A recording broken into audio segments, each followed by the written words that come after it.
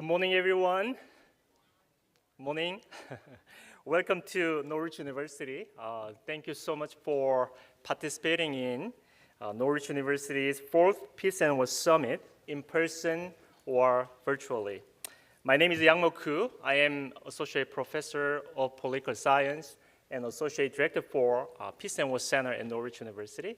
I am so thankful to have this great opportunity to serve as Executive Director for this year's Middle East Summit. Yesterday, 2 keynote speakers and 9 scholars and policy experts and 2 Norwich University students and 2 Dartmouth College students, they shared their unique insights about how to address so many difficult and entangled problems in the Middle Eastern region and the global community. So this morning, we will have 2 roundtable discussions. The first session will examine the complexity of the Middle Eastern politics and society. And the second one will look into Western strategy toward the Middle Eastern region. Right now, I'm going to introduce a great scholar and professor, Dr. Rolly Burken, in the Department of History and Political Science at Norwich University, will lead this first roundtable discussion. Now I turn it over to Dr. Burken. Thank you. Thank you very much, Yang Mo. I wonder if we could give Yang Mo, Dr. Koo, a round of applause for his organization of this and the other panels.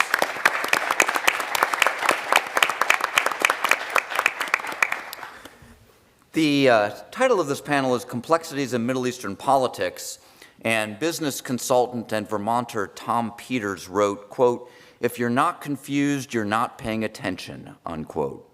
And so I hope this panel nonetheless will leave you with better ideas, at least of what to see as complex and better questions to ask as you look at events in the contemporary Middle East. Let me introduce the panelists, and then I'll tell you what we're going to do for the next time period until 10:40. Starting on the end, Saeed Golkar is a UC Foundation Assistant Professor in the Department of Political... See, I can't see the nameplates, so thank you. Yeah, if you could raise your hands when I introduce you, just to make sure. Is UC Foundation Assistant Professor in the Department of Political Science at the University of Tennessee, Chattanooga. He's also a non-resident senior fellow on Middle East policy at the Chicago Council on Global Affairs and at the Tony Blair Institute for Global Change in the United Kingdom.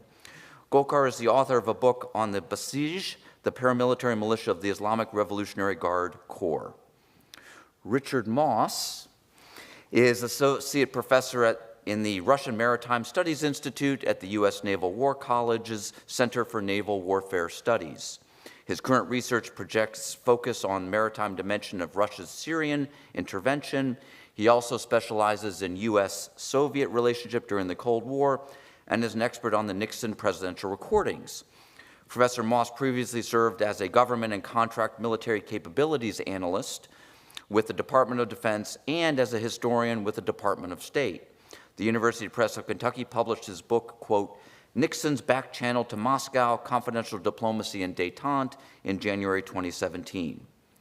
Dr. Guy Ziv, on the end, is Associate Professor at American University School of International Service, where he teaches courses on U.S. foreign policy, international negotiations, U.S.-Israel relations, and Israeli-Palestinian peacemaking. His current research project focuses on civil-military relations in Israel. Dr. Ziv has a background in policy, having worked on Capitol Hill and for Israel Policy Forum, a not-for-profit, nonpartisan organization that promotes American efforts aimed at resolving the conflict between Israel and its Arab neighbors. Dr. Diane Zouri is Associate Professor of Security Studies at the Naval Defense College of the United Arab Emirates. She also serves as a non-resident senior fellow and presidential advisory board member at Joint Special Operations University, McGill Air Force Base, Florida. Dr. Zouri earned her PhD in political science from George Mason University in 2015. Her dissertation focused on Iraqi political alignments and alliances after the fall of the Ba'ath Party. Today, her major research interests are Gulf politics, U.S. foreign policy, defense strategy, and maritime cybersecurity. Prior to her work in academia, Dr. Zuri served as officer in the United States Air Force and worked in the aerospace and defense industry. She is also a 2001 graduate of the United States Air Force Academy and a 2006 graduate of the Naval Postgraduate School in Monterey, California. Can we give a round of applause for our panelists?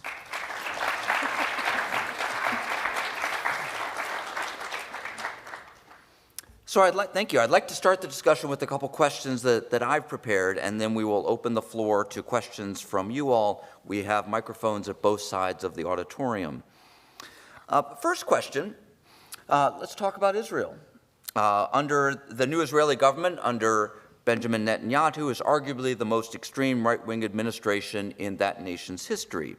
Thomas Friedman has recently stated in the New York Times, quote, "Israel today is a boiler with way too much steam building up inside, and the bolts are about to fly off in all directions," unquote. How might the Israeli government's policies on settlements, judicial reform, and the treatment of its Arab citizens cause internal and regional unrest in the near future? Hey, good. First of all, good morning, everybody. Can everybody hear me? Is this working properly? Great. So let me just start out by saying that when it comes to what we're seeing right now in Israel, and if you've been watching the news, you've seen the demonstrations, this is very unusual. And the reason it's unusual is because Netanyahu this is not his first rodeo. He's the longest serving prime minister in Israel's history. He's had many governments since the 90s, but this time things are different. And one of the reasons things are different is because a lot of Israelis who are not necessarily affiliated with the other side, who might have even voted for Netanyahu or for his Likud party, feel that this particular government has taken things a little bit too far. And more specifically, the kind of legal overhaul that this government is trying to instill is really gutting the courts and weakening the Supreme Court to the point where they feel like their democracy is threatened. Now, keep in mind, there are a lot of criticisms of Israeli democracy given the occupation of the West Bank, and a lot of people find Israel's democracy to be flawed.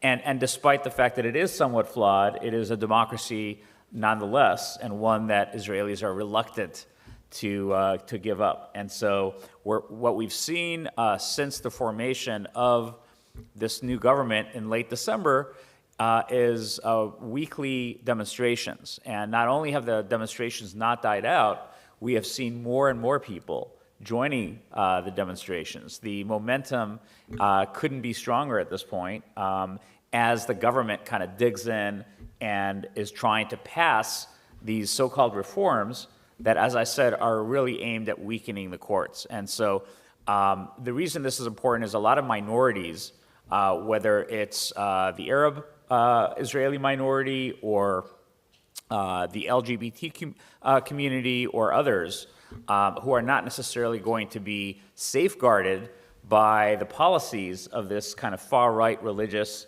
government, they need the court to stand up for them. And the court doesn't always do that, but it does more often than not. And so this is really kind of a test of where things are going to head in terms of Israeli democracy.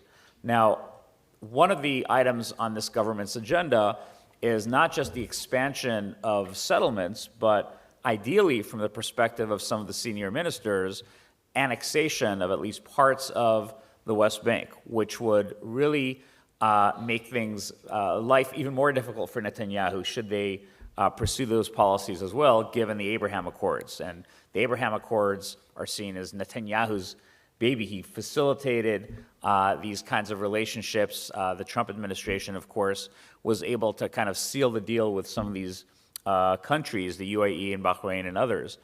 But these very countries have also made it clear that annexation is not something that that they're interested in seeing. They want to see progress on the Palestinian front. This government has no intention of pursuing that track. And so things could be coming to a collision course very soon, even with the friendlier countries in the region.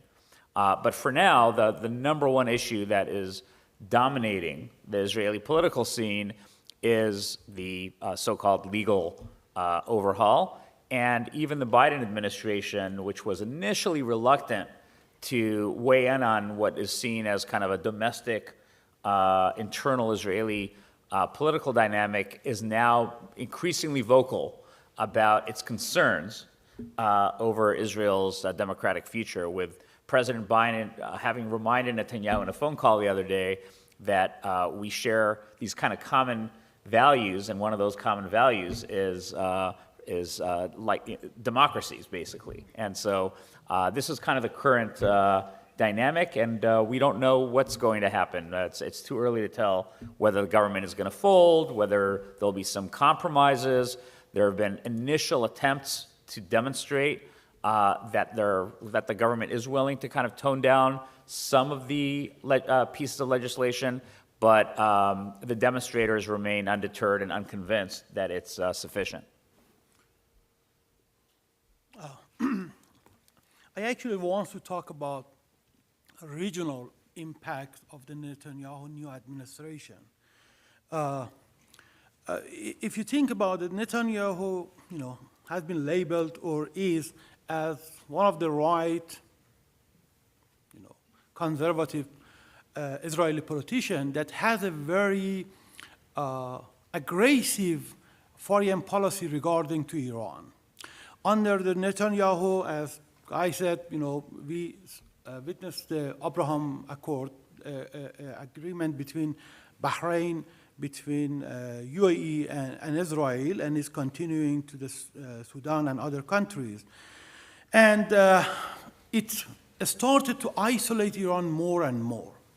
Since Iran nuclear program are developing right now 80-40% of uranium enrichment, the Iranian was very concerned about the new administration. If you follow the news about the Middle East, you have written about Saudi-Iran deal broken by the China. In my humble opinion, I think actually one of the reasons that the Iranian, and especially Iranian, came to this conclusion that after 2 years talking with the Saudis, time to sit down and sign the agreement, was the possibility of Netanyahu administration attacking Iranian nuclear facilities. The Iranian came to this conclusion that it's better to reduce the tension, the regional tension between the Saudi and between the UAE and Bahraini, and just focus on Israeli. If Israel attack nuclear facilities of Iran, we have only one enemy that we have to focus. This is you can find it in history of Iranian foreign policies. If you have 2 enemies, 3 enemies, try to, tactically come with agreement with one of them and focus on the most important one. Another thing that is happening right now, and guys talk about it, this protest in Israel, if it continue, you can imagine 2 scenarios. Netanyahu will create a regional or external, issue to distract this Israeli, public opinion. So the possibility of, again, attacking Iran is increasing. And if the Israel as a country, because of this protest, start to weaken, it will provide opportunities for the Iranian proxy, like Hezbollah, for example, or Hamas, or a Palestinian Islamic Jihad, that try to expand their territories and undermine the Israeli as a state more and more. So if I want to summarize it, we will, in my opinion, we will see the possibilities of the regional conflict, unfortunately, is increasing in any case scenario that you're thinking about it. There's definitely been an uptick in far-right rhetoric amongst the Israeli population, and even very far-right rhetoric that's anti-Palestinian coming out of government officials. So that's of concern, especially to the Arab states in the region who have brokered deals with the Israelis, and they're very pragmatic deals. So the focus is on economics and on collaboration and on a way forward. But these deals are brokered at the very highest levels of the society, the elite. Underneath the elite, you have all the constituent citizens, many of whom are very, very passionate about the Palestinian cause, regardless of what the government has brokered. So it's very heartbreaking for many of the constituents within the other Arab countries to see what's happening to the Palestinian people. A lot of them are very pragmatic about it. They understand that to help Palestinians, maybe the best way is to go through Israel. But when they see the far-right rhetoric now, and I quote people saying things like the Palestinians don't exist, this is very heartbreaking. So I don't expect the Abraham Accords to fall apart unless there's something extraordinary that happens. But I definitely don't see progress, for instance, with Saudi Arabia, for instance, brokering a deal like the Abraham Accords with Israel, which is the hope of the region, is that Saudi Arabia normalizes relationships with Israel. But that's probably not going to happen so long as there's this far-right rhetoric coming out of the Israelis. It's going to take some time. So I don't see anything going forward. I see it on pause until this is settled. But what you really have in the Middle East, I imagine a triangle where you have Iran, you have Saudi Arabia, and to a lesser extent, maybe the other Arab states in the region, and then you got Israel. And they each have different goals, and when one pushes too hard, the other two will align to balance that, like you see with Saudi Arabia and Iran just recently balancing Israel. So it's a signal to Israel, all right? So you'll see a lot of this going on, and there's a lot of friction in the system. There's a lot of hateful rhetoric, and I foresee the Arab states hedging and just waiting to see what happens. From a Russia angle, there's not much to discuss on that, except maybe the kind of tacit agreement that the Russians have with the Israelis, that the Israelis can strike Hezbollah or Iranian targets inside of Syria if they give the Russians kind of advance warning and don't necessarily target Russian held areas or where the Russians are operating. That kind of tacit agreement has gone back probably decades in this sense, and it has continued with some ups and downs over the last few years and during the Syrian civil war.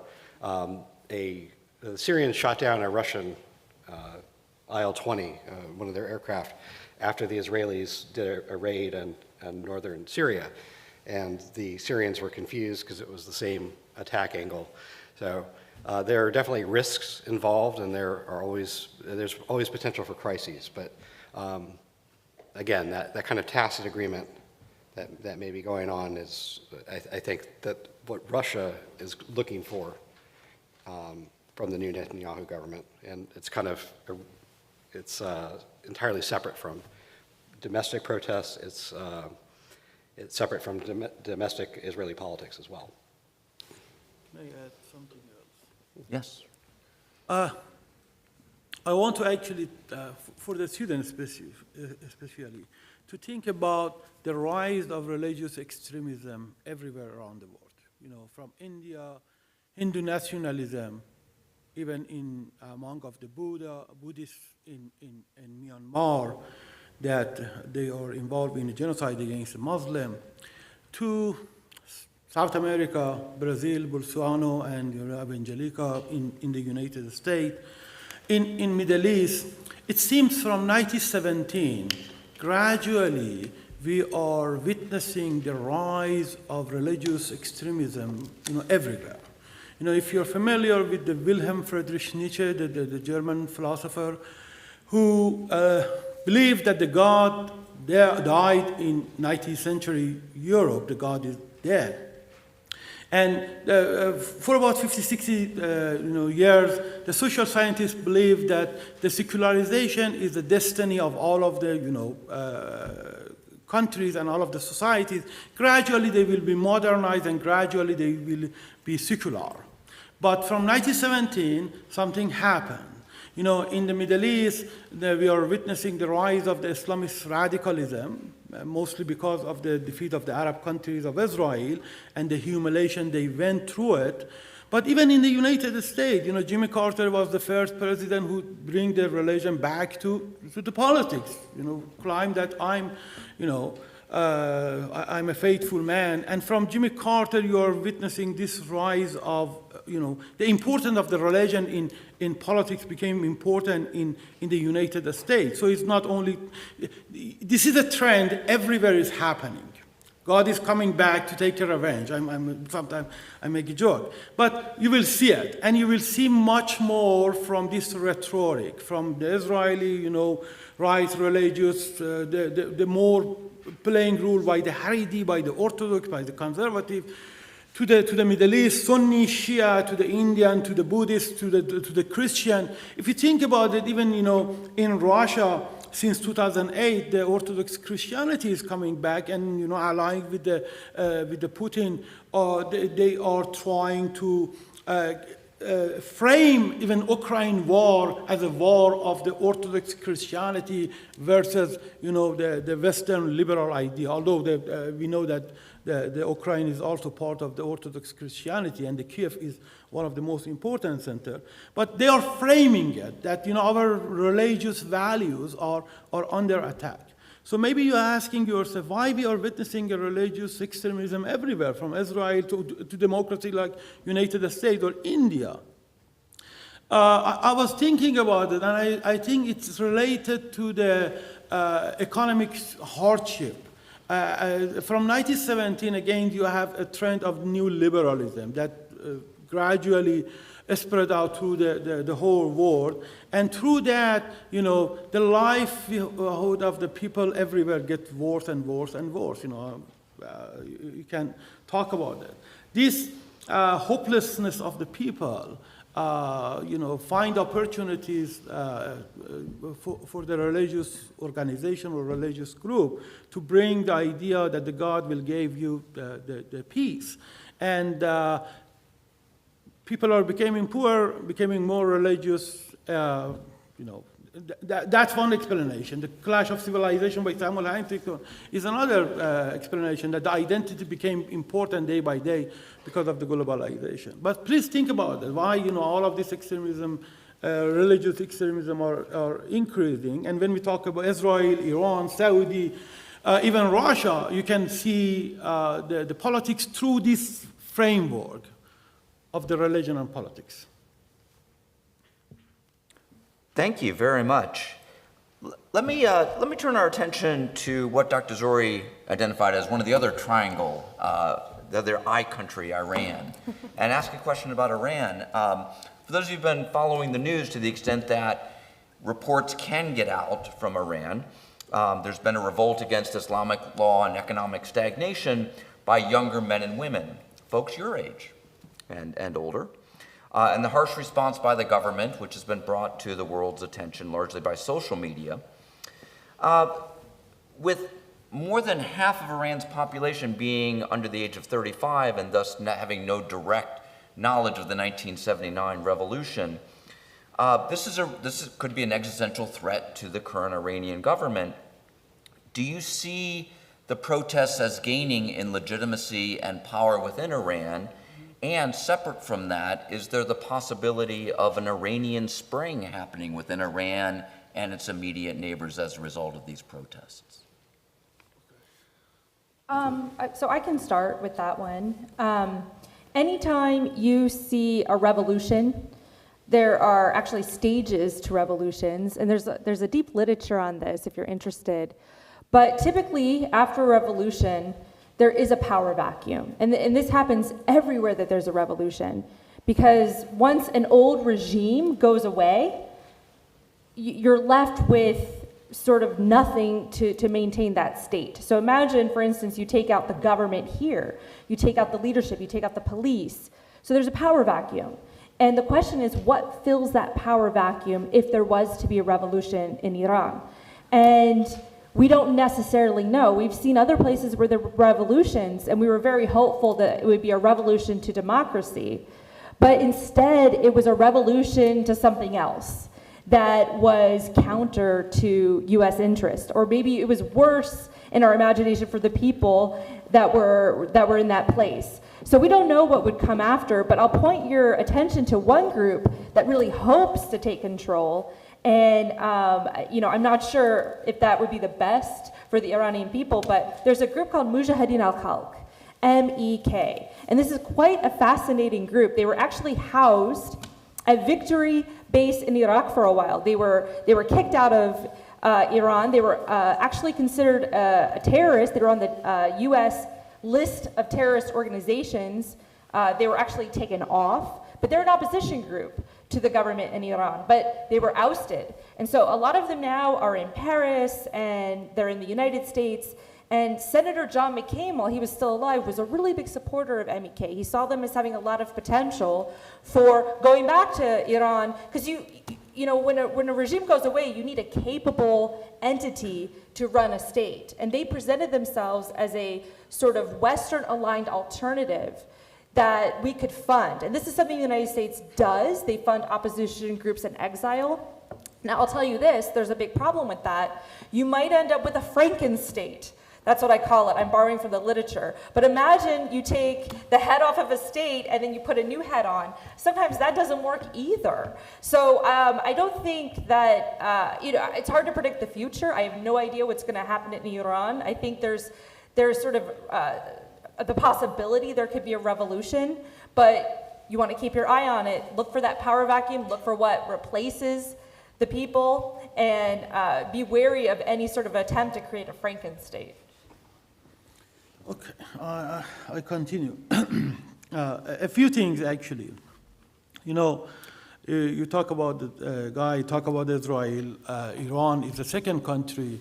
Again, for the student, if you want to understand Middle East, I really recommend to focus on 4 countries: Iran, Israel, Turkey, and Saudi Arabia. The 4, big player in the region. And there are differences, but they are very important player.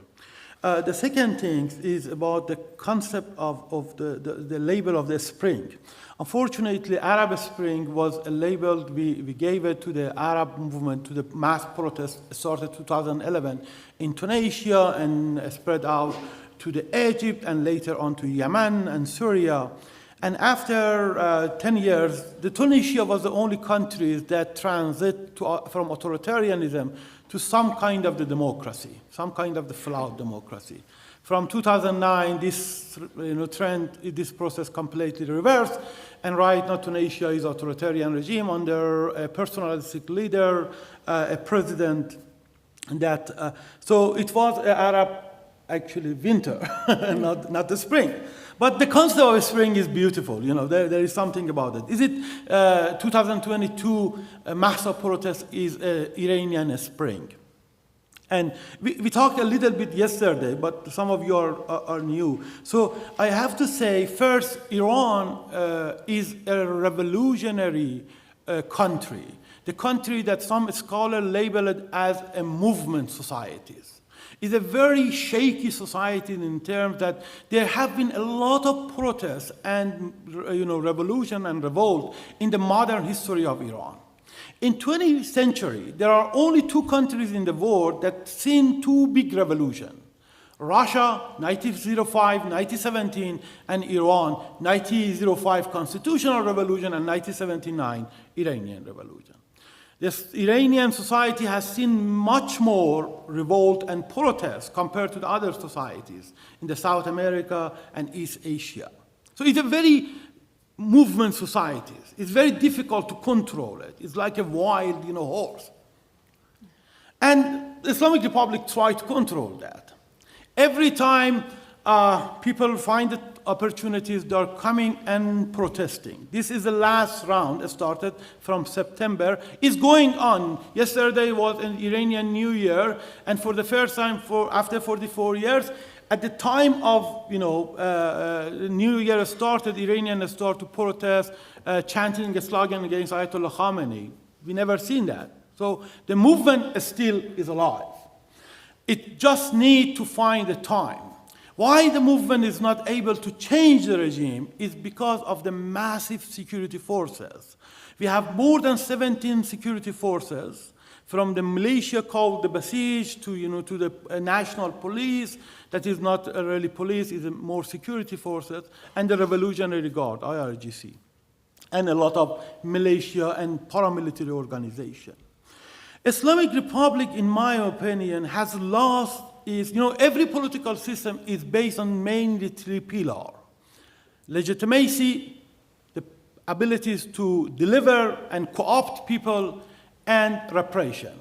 Islamic Republic has lost the legitimacy completely. They are not able, again, we talk about the domestication of a state. It's a very incompetent political system. And the only thing that they are focusing right now is the security force. As long as the security force are behind Ayatollah Khamenei, the possibility of transforming this revolt to revolution is very, very difficult.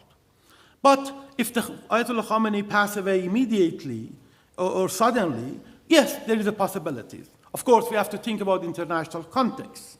Russia and China, we are going to talk about China later on, but Russia and China are supporting Islamic Republic, as Iran supporting the Bashar al-Assad. The last thing that I want to say is already talk about MEK. MEK is opposition to the Islamic Republic, is the only organized military-trained opposition to the Islamic Republic.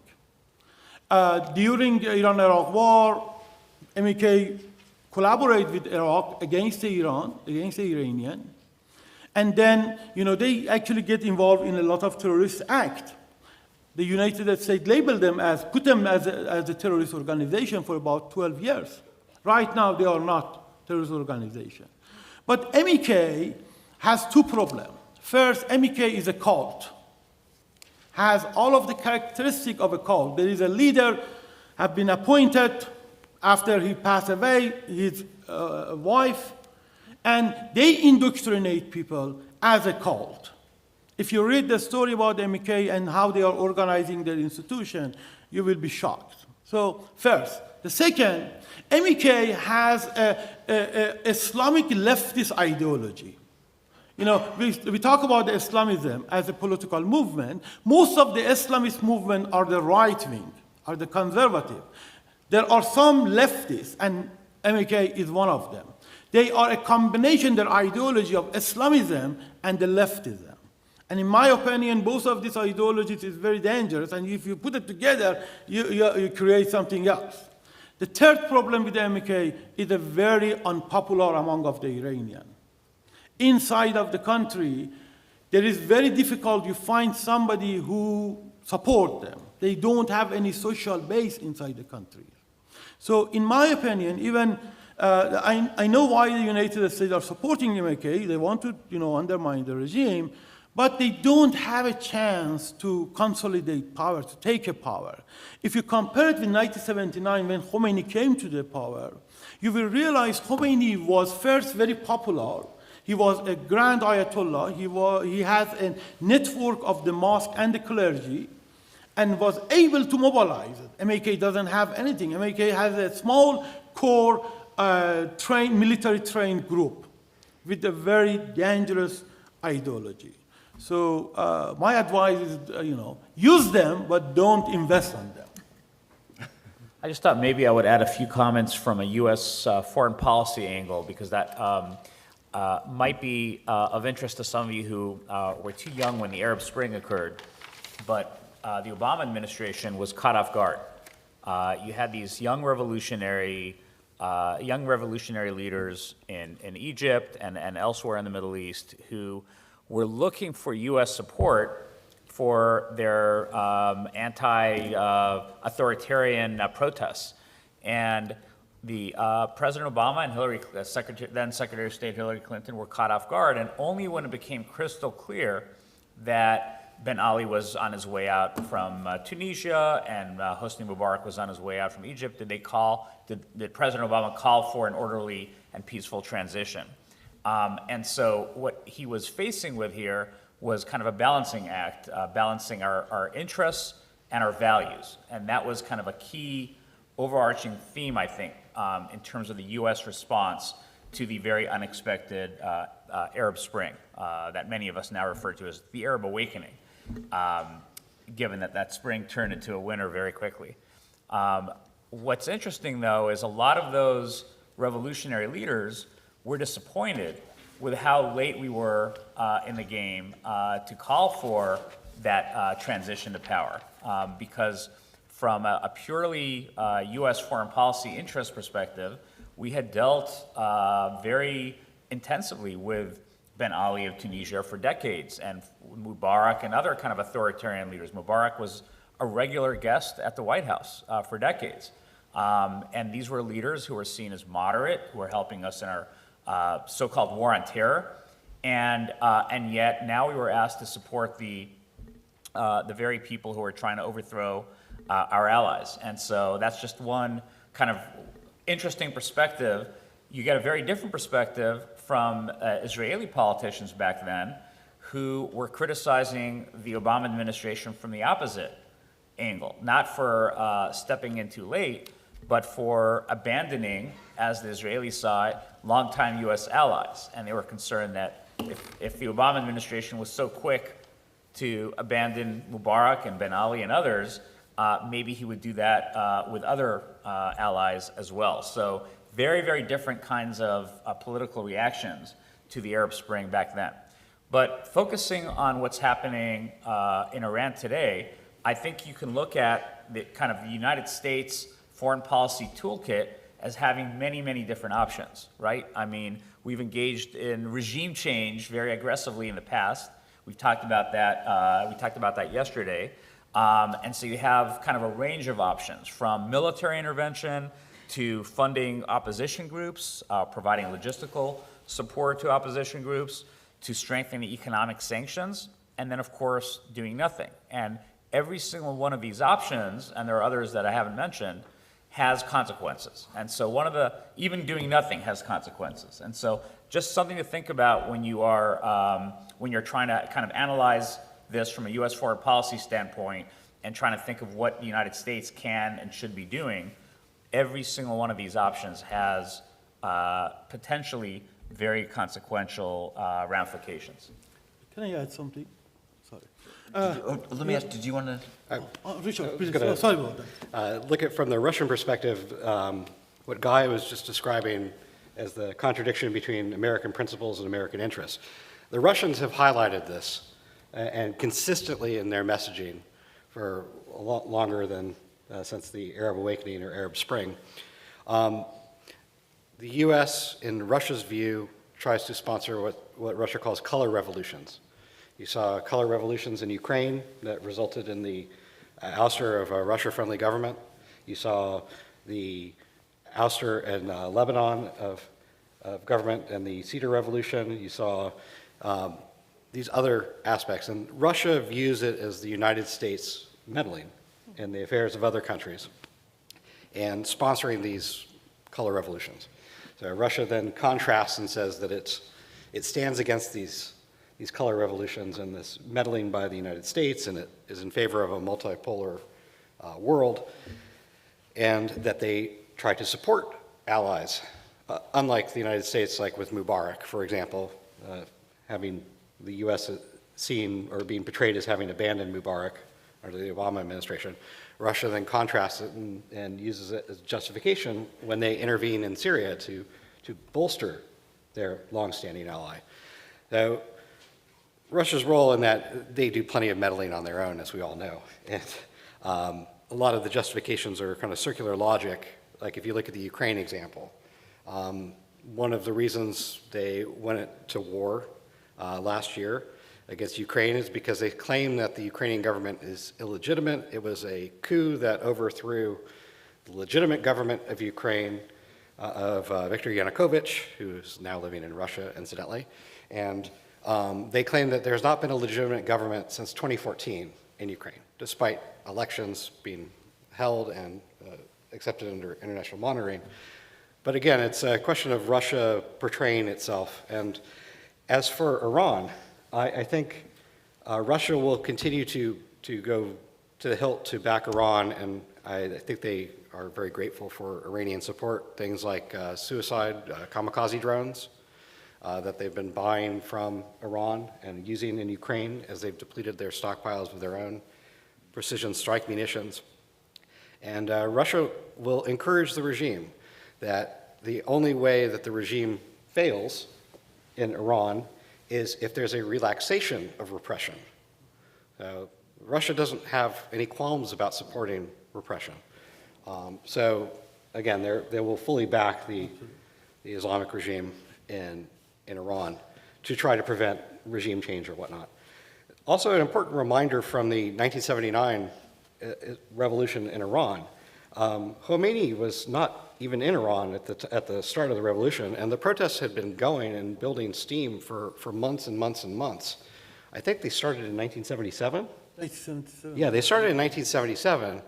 You didn't actually have the overthrow of the Shah until 1979. It was seen as the relaxation of repression, and the Islamic regime, because of Khomeini's popularity and clerical base, he was able to kind of co-opt what had been started by a wide variety of youth.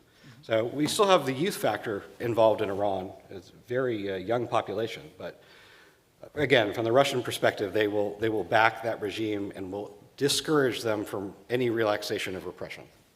Now, I don't know how that ends up. No, I want to ask you to add a few things, only very, very fast. First, in terms of the Arab Spring and the contradiction between American interests and American values.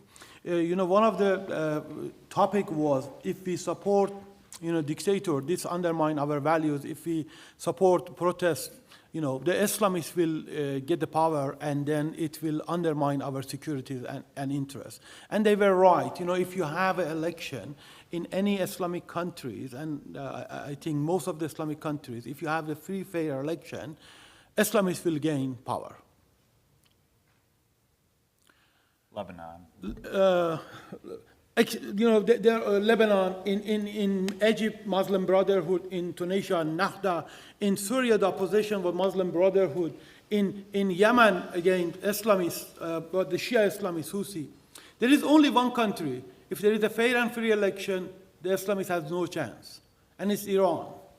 Why? Because the Iranians have experienced 43 years of the Islamism as a political ruler. The other countries don't have this experience. The people don't have this experience. The Islamists are an opposition group who gave you this idea or drew you a very beautiful utopia, but because they have not been tested, they have not been, they didn't show their competence or incompetence. In Islamic Republic, we know that what is happening in Iran after the collapse of the Islamic Republic, the Islamist doesn't have any future in any scenario for the Iranian next political system. That's the first one. The second one, based on what we talk about Israel, America, and Russia, I want to bring it for the student. Think about authoritarian cooptation, authoritarian learning, and authoritarian collaboration. Since 2005, a new wave of the revolution called the Colorful Revolution from, it's actually 1988 from Czechoslovakia, but the Orange Revolution in Ukraine was the biggest one. The revolution that usually people are coming, protesting the result of the fraud election, and then peacefully, unlike the traditional revolution, they occupy the power. After 2005, 2006, 2007 in Georgia, in Ukraine, the dictator tried to learn what is happening, and they try to manipulate the election. They try to build a counter-revolution measurement. So they learn and they adopt. They learned from the 2009 in Iran, the Green Movement was part of this colorful revolution, happened after the fraud election. But the Islamic Republic, because they learned from Ukraine and Russia, and in other cases, they were able to control it. After Arab Spring happened, authoritarian learned how to deal with it. So authoritarian, the dictator usually are stupid, but they are surrounding themselves with, most of them, with the clever guys that work with them, gave the advice. And they learning, they adopting, they are not static, they learn and adopt and collaborate with each other. In terms of the Syria, Iran, Russia, if something happened to Iran, the Russia will until right now, supporting the China, not militaristically, but politically, economically, as they support Iran. Iran supports Venezuela, Russia supports Venezuela. So you cannot see any case scenario just in isolated. You have to see with the other regional and international actors. Let me ask one final question of the panel that will then bridge the opportunity for you all to ask questions as well. When Americans think about the Middle East, their word cloud might contain 3 I's and an O: Iran, Israel, Islam, and oil. If you could insert one word to expand this word cloud that speaks to a challenge or issue that Americans should know about, what would that be, and if you could explain? That question, I thought about it a lot. And I couldn't come with the one word that I want to add it. If you think, all of us has a different expertise. So if I want to add another word to this, it's not a good thing. To be honest, everything that I thought about the Middle East was either sectarianism, was either political instabilities, or authoritarianism. Most of the only countries in Middle East that had a flawed democracy is Israel. Almost every other countries are authoritarian regime. So from my point of view is authoritarianism, and thinking about why this region is so resilient to democratization. If I had to add one word to that list, it would be family. So in Arab countries, family is the building block of the entire society. And they are very, very conservative when it comes to the idea of what a family is. And their family ties are very deep within the entire society. So the entire governing structure revolves around the idea of your family. And so I have come to the conclusion that while some places from the Western view are authoritarian, when you're in the society, you begin to realize that one, some places don't meet the preconditions for democracy. Number two, there are some places that function very well, not as a democracy, but using family ties and ancient networks of governance that are very unfamiliar in the West. And this is quite functional in many places. I also think that the idea of I'll leave you one last thought besides family.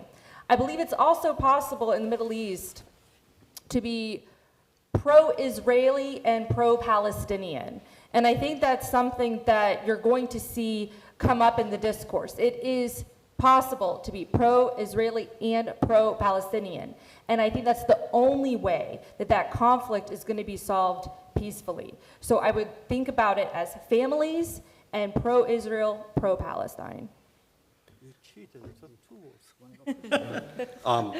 I would say one theme that has been kind of consistent, Professor Roberts highlighted this yesterday, and we've talked about it on almost all the panels, is interference, both internal and external interference in the Middle East. So whether it's America, whether it's Russia, whether it's Iran interfering in Syria, or Israel attacking Syria, or Syria attacking Israel, there is interference, and a lot of this is the legacy of colonialism and these lines that were artificially drawn by various empires. But it is one of those, I guess it's maybe one of the root causes of the issues. And gets back to the theme of the entire conference, is peace possible? Maybe it is. If all sides agree to kind of keep to themselves, and you have less interference from internal and external actors, then maybe individual countries can get their houses in order and you can have peace. I don't know the odds for that. It's like Yogi Berra said, prediction is hard, especially about the future.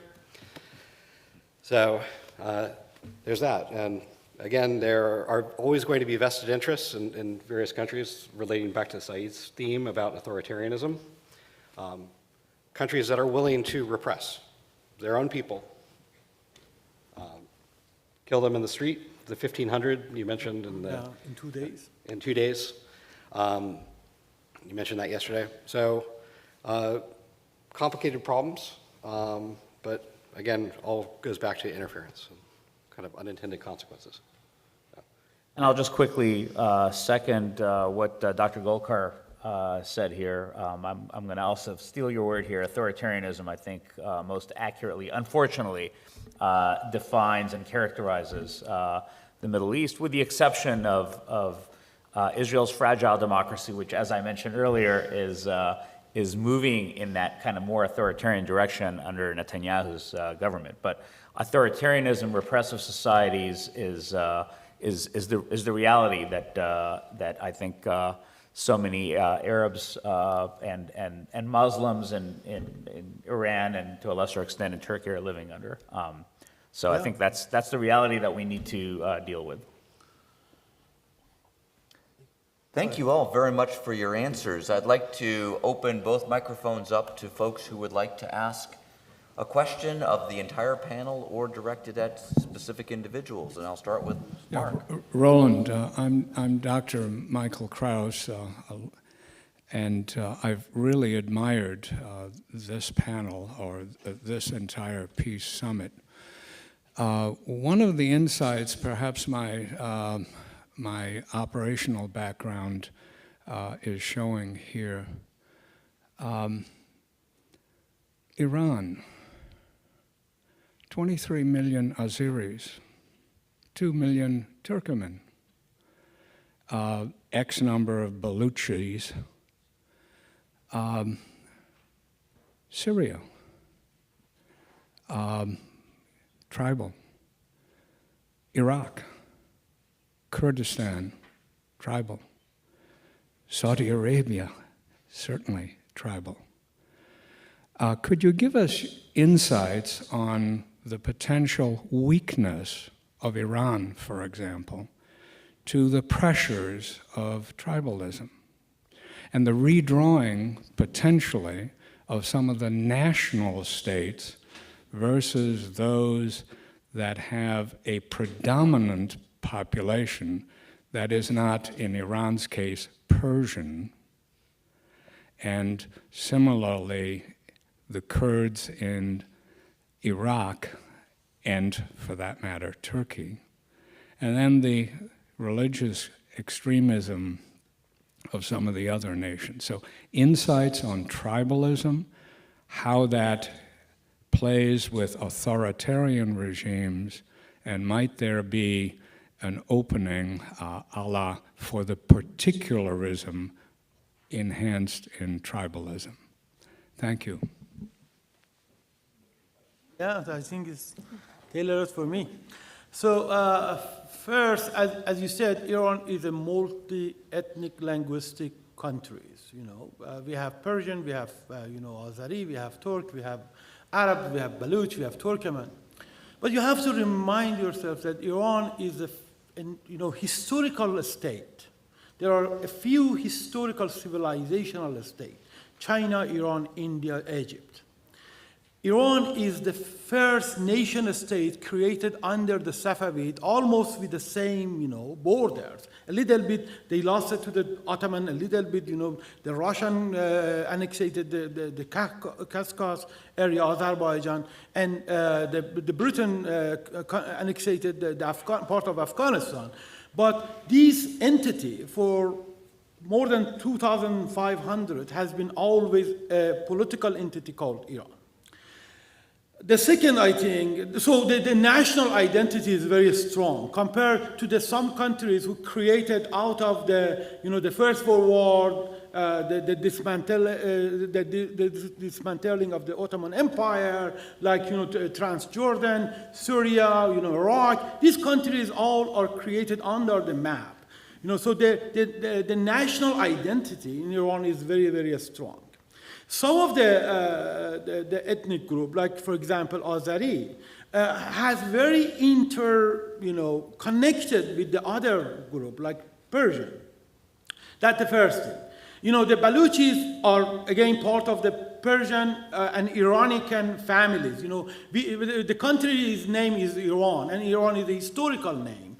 If you studied the name of Iran came from the Avesta, one of the about 2,500 years old religious book, as a land of the noble people. And in terms of the linguistic, the Baluchi, the Lor are part of this. The Kurd are part of these Iranic, families. The Azeris is part of the Turkish-speaking language. The Arab, of course, the Arab. But first, there is a strong national identity. Second, all of these ethnic groups are living on the borders of Iran. Imagine if, for example, part of the, in the modern world, it's very difficult and unrealistic to think that the Baluch are able to separate, or the Kurdistan can be separated, because Kurdistan is divided between 4 countries. And the separation is not a solution. The problem is we are thinking if we gave them the country to the Turks, out of these 4 countries, or the Baluch out of 3 countries, we will solve the problem. We actually will create much more problem. In the United States, just think about your countries. The people are coming with a different identity background. I'm Iranian, there are some French, there are some, and we are becoming American, we are living here peacefully. Why? Because there is no political repression. At least, there is, but not too much. You have voice. What we need for the Middle East is not trying to change the borders, because it's very bloody. Some cities, for example, like Urumiyeh in Tehran, in Iran, we have Persian, we have Turk, and we have Kurd. If we start this separation, it will be a very bloody, process. My solution for the tribalism is modernization and democratization. The Kurd here, the majority of them are based in Tennessee, Nashville, but they don't want to, create a new Kurdistan in Nashville. None of them wants to do that. Even, the Texasian, they cannot separate the country. Why? Because we have a democracy and we have a modernized. If we try to modernize the Middle East, the trend started in UAE, in Saudi and other countries, I think people have less concern about the separationist movement. The problem is political repression, undevelopment, and violence. And we can fix it through the modernization, creating a modern, democratic, respecting the rule of law and democratizing. And you have a contradiction between principles like self-determination and the Kurdish problem, largest ethnic group in the world without its own country. And they're, as Saeed just mentioned, they're in multiple countries, Turkey, Syria, Iraq, Iran. And the principle of self-determination is one that the U.S. takes very seriously. But again, the interests, and you get to the outside interference aspect, the question is, can Kurdistan kind of develop in a peaceful, non-bloody way? I don't know. There's, again, American interests are that you have stability and peace. At the same time, the principle is that the Kurds probably should have their own kind of homeland, and they do have a basis of it in northern Iraq. Yeah, and they fought for it, and that should be recognized. The Kurds fought to take their cities and their villages back from the Islamic State. So they fought with the multinational coalition, and that should be recognized. And same in northern Syria, incidentally, which is one of the areas that's not under Damascus's rule, is, again, the Kurd problem, which the Turks consider many of the groups in northern Syria to be terrorist groups who've committed terrorist acts in Turkey in decades past. And that was one of the reasons that Turkey got involved in Syria. So, again, we have these contradictions, and you're not going to square the circle. I don't see a way. Even in Canada, you have actually the Quebec, the French, that they want to separate it, but the problem is, self-determination. The other part of the country doesn't want to that. In Spain, you have Basque, that they have this same problem. And you have to think about the court. We think that the court are one united group. It's not. In terms of the linguistic, there are 4 different dialects that they don't understand each other. In terms of the religion, there are Shia, Sunni, Yazidi, and other religious groups. So when is I know they are suffering in all of these countries, without any doubt. In Iraq, less. In Turkey, more. In Syria, in Iran. But the problem is not separation, because if you start this process, this will continue and, like a cascade, and create a bloodshed in the whole Middle East. If we need a peace, that's not the way to go. That's modernization and democratization, and try to give them both development and a voice. Dr. Nick Roberts. So thank you, everyone. I wonder if I can add a word to Dr. Brookins' last question to ask you guys a question, which is if I were to add a word that we haven't really talked about, it would be humans. Human beings live here. And what do human beings do? They create culture. And so if maybe to start talking more about peace in the Middle East and the culture in the Middle East rather than what we've been talking about, all of the problems in the Middle East. Can we talk a bit about all of the culture? So Dr. Zohri, you're living in the UAE. I mean, I'm quite certain you're living a royal life over there. Some of these cities, Dubai, Abu Dhabi, Doha, I mean, these are the height of modernity and peace, actually. I mean, incredibly safe cities to live in. Iran. I'm not sure I've ever met an Iranian person who can't, off the top of his or her head, start reciting poetry. Israel, some of the best TV these days are Israeli series being made. We could maybe have a very friendly debate about who has the best cuisine, the Turks, the Iranians, or the Afghanis, but there's some incredible culture in this region. So I wonder, can we talk a bit about these types of things that are going on in the Middle East now, whether it's Israeli TV series, Iranian poetry, infrastructure in the Persian Gulf. Even if we go back in time, the leader of the Tunisian revolution that kicked off the Arab Spring was a young musician who went by the name of El General. And so there's a whole lot of stuff like this that we can talk about. I wonder what some of your thoughts are about this. Thank you. I'll tell you something interesting about Abu Dhabi. So Abu Dhabi, I believe, is the only place in the Middle East that has a mosque named after a very famous Jewish woman, okay? The name of this mosque, it's a mosque. The name of the mosque, Mary, Mother of Jesus Mosque, okay? The Emiratis also have what's called the Abrahamic Faith Center. It's a synagogue, a Catholic church, and a mosque all in one. They just opened it. And it's a testament to the fact that each religion has its background in Abraham, okay, the founder of all three. So there's some concerted effort in the Emirates to definitely recognize shared heritage. But beyond that, there's a concerted effort to get ahead in technology, to be modern, to provide a safe place for families to grow. And some of that comes with the things that in the West we tend not to like, which is surveillance, okay? There was a murder in Abu Dhabi a few years ago, one murder, okay, if you can imagine. And a woman was murdered. They caught the murderer within 30 minutes because they're being surveilled. Everything is surveilled. It's one of the most surveilled cities in the world. And that is not typically what we like as Americans is all that surveillance. So there's a trade-off. And that's something that I think can be hard to reconcile. But yes, the culture is fabulous, and I highly recommend that anyone that's interested in the Middle East visit and see these things for yourself.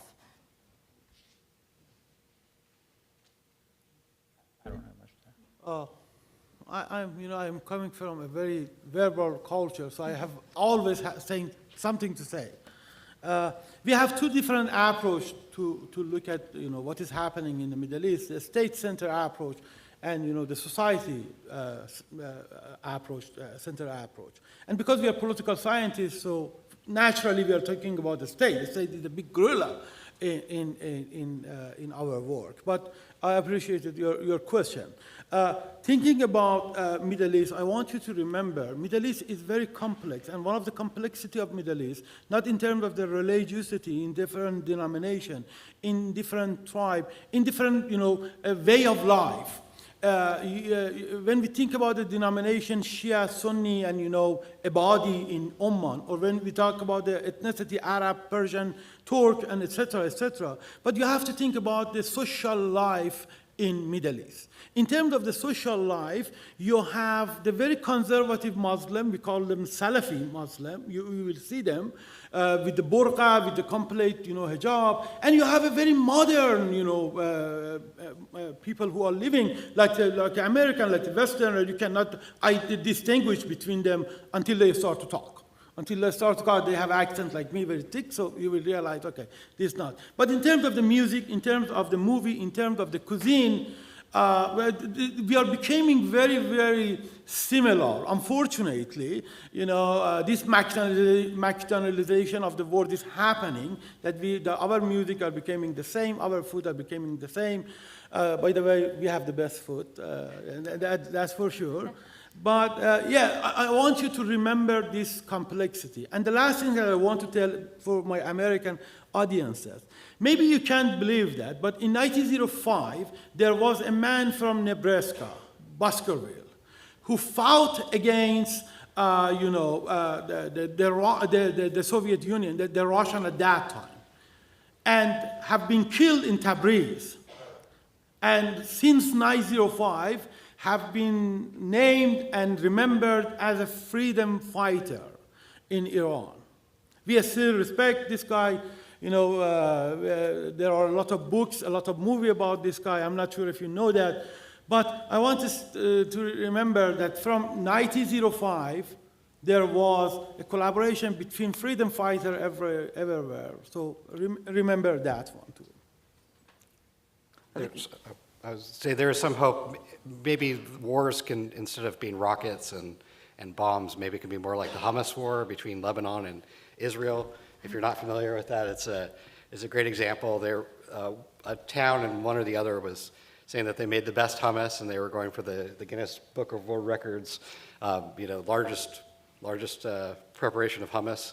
And eventually it got to the point where they were using construction equipment, and they were at the end of it, they would donate food to hungry people and all over the country, and it was tons and tons of hummus.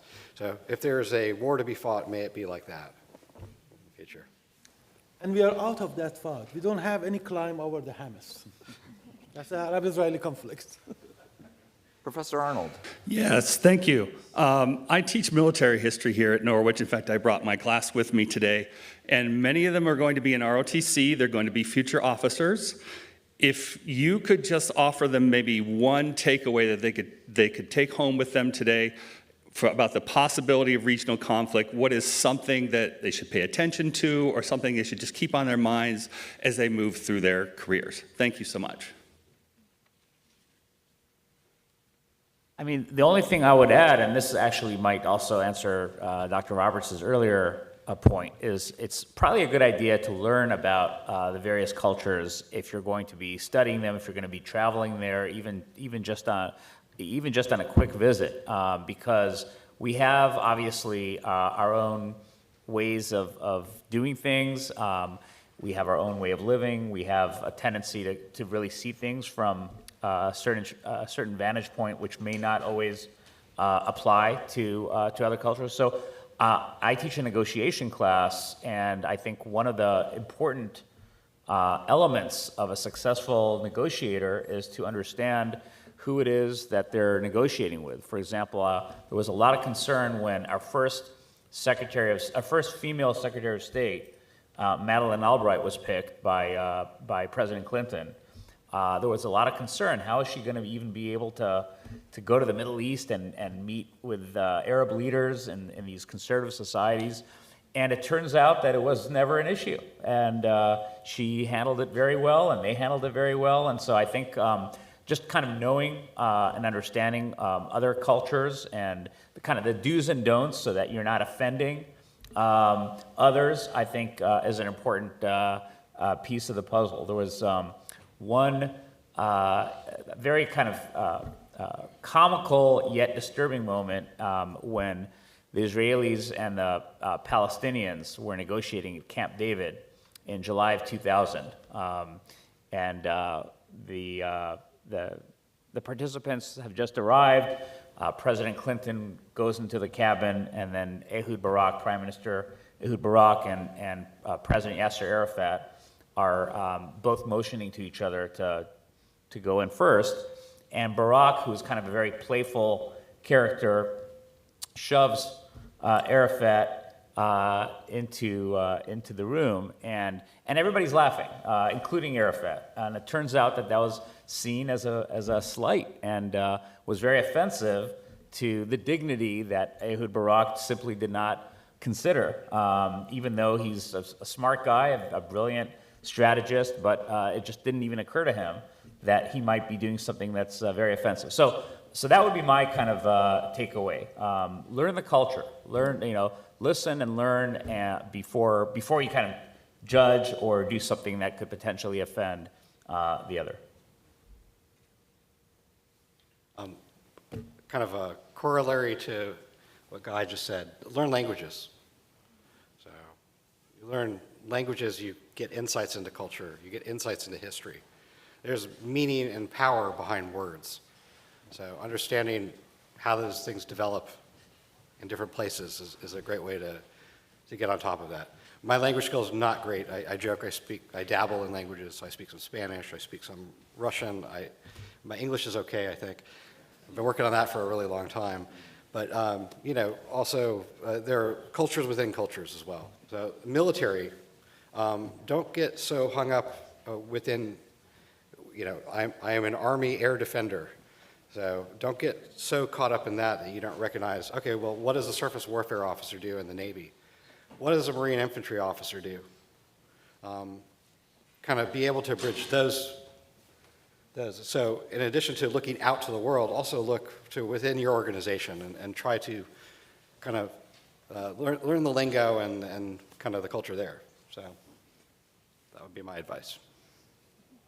I would only add, as an Americanist, you don't come to those countries with a blank slate. You come to those countries as an American with all the complexities that presents, and you don't have a choice for that. You may think you're the most well-intentioned humanitarian who's ever lived, but you go abroad with baggage that people will project onto you because of the history. And knowing then that history of the United States and interventions is really important to understanding how you will be perceived over there. And you don't have much of a choice on that, but you can educate yourself so that you can know what your own responses might dictate in terms of how they view you. Even some few, phrases or words can actually open the doors for you. So, I cannot speak a lot of languages. I'm trying to learn only a few, phrases to meet when I'm meeting somebody. But in terms of the Middle East, I think, again, Dr. Roberts said that poetry is a very beautiful window to the soul and mind of the Middle Eastern. Arab poetry, Persian poetry, Turkish poetry, and it's very important for us. We see the world through the lens of the poetry. And that's why, it's very messy because, but learn poetry, try to read and memorize a few. It will open, the door to our cultures, to the Middle Eastern cultures. Do we have time for one more question, Professor Koo, or do we have to? More question, quick answer. Okay, if we could have one more really quick lightning round question. Got it. All right. Well, thank you guys for coming out here. I have a question just broadly to the panel. A few days ago, two members of the Likud party in the Knesset, Moshe Gafni and Yaakov Asher, two long-standing members and political allies of Benjamin Netanyahu, introduced legislation to make it illegal to proselytize within Israel, which is punishable by jail time. Given that the Likud party is currently the largest in the Knesset and there's a decent chance that this bill is made into law, what are the implications for the United States-Israeli relationship, especially given the fact that the most stalwart defenders of Israel are evangelical Christians within Congress, and not to mention the fact that over 200 million Americans call themselves Christians? And I guess a follow-up question to that is, would Benjamin Netanyahu strike down this law as an infringement of free speech and religious freedom to appease and, show support for his United States connections, or would he allow it to stand in order to support his Likud allies within the Knesset? So that is my question. Thank you. So I guess I'll quickly take that because I know we're out of time. Netanyahu in the past, all his previous governments contained at least one or more liberal parties to kind of balance out center, left, or even a left-leaning party to kind of balance out the right-wingers that dominated his governments. This is the first time, or one of the first times, where there is no such centrist or center-left party. In other words, he is the liberal element. And I think Dr. Roberts kind of alluded to that yesterday. He is the most liberal person in this government. And he assured the international community, as well as the Israeli public, when he formed this government, that he's got his hands on the wheel, that he's the one who's going to be making these decisions. So I don't want to make any predictions about this particular bill or that bill. There's been a lot of rhetoric. Some of it is really just performative and not necessarily aimed at passing significant legislation. But I do think that this is a real test case for Netanyahu, and he's going to really be. I wrote a piece on how this government that he established he's creating a monster. This is a monster of his own making, and it's going to give him a very difficult time as he tries to kind of placate his coalition partners, which he can't afford to lose. But at the same time, he does not want to turn Israel into an isolated pariah state. And I think this is one of many bills that we're seeing now that he's going to have to put his foot down and say we can't do this. Well, I want to thank Dr. Guy Ziv, Sayed Golkar, Dr. Diane Zuri, and Richard Moss. If we could give them a round of applause for coming to Norwich. Thank you very much. Thank you very much. Thank you. And we have another panel convening here in 10 minutes.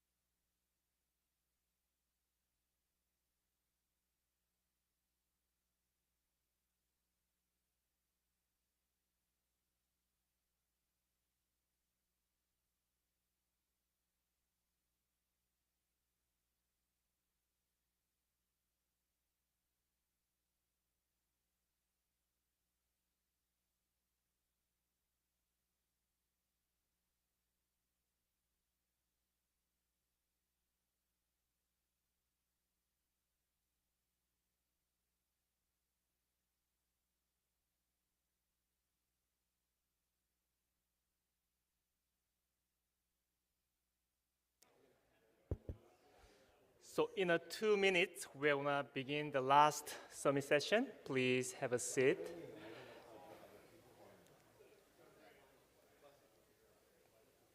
Dr. Ellie Dismoni. Dr. Ellie Dismoni should come to the stage.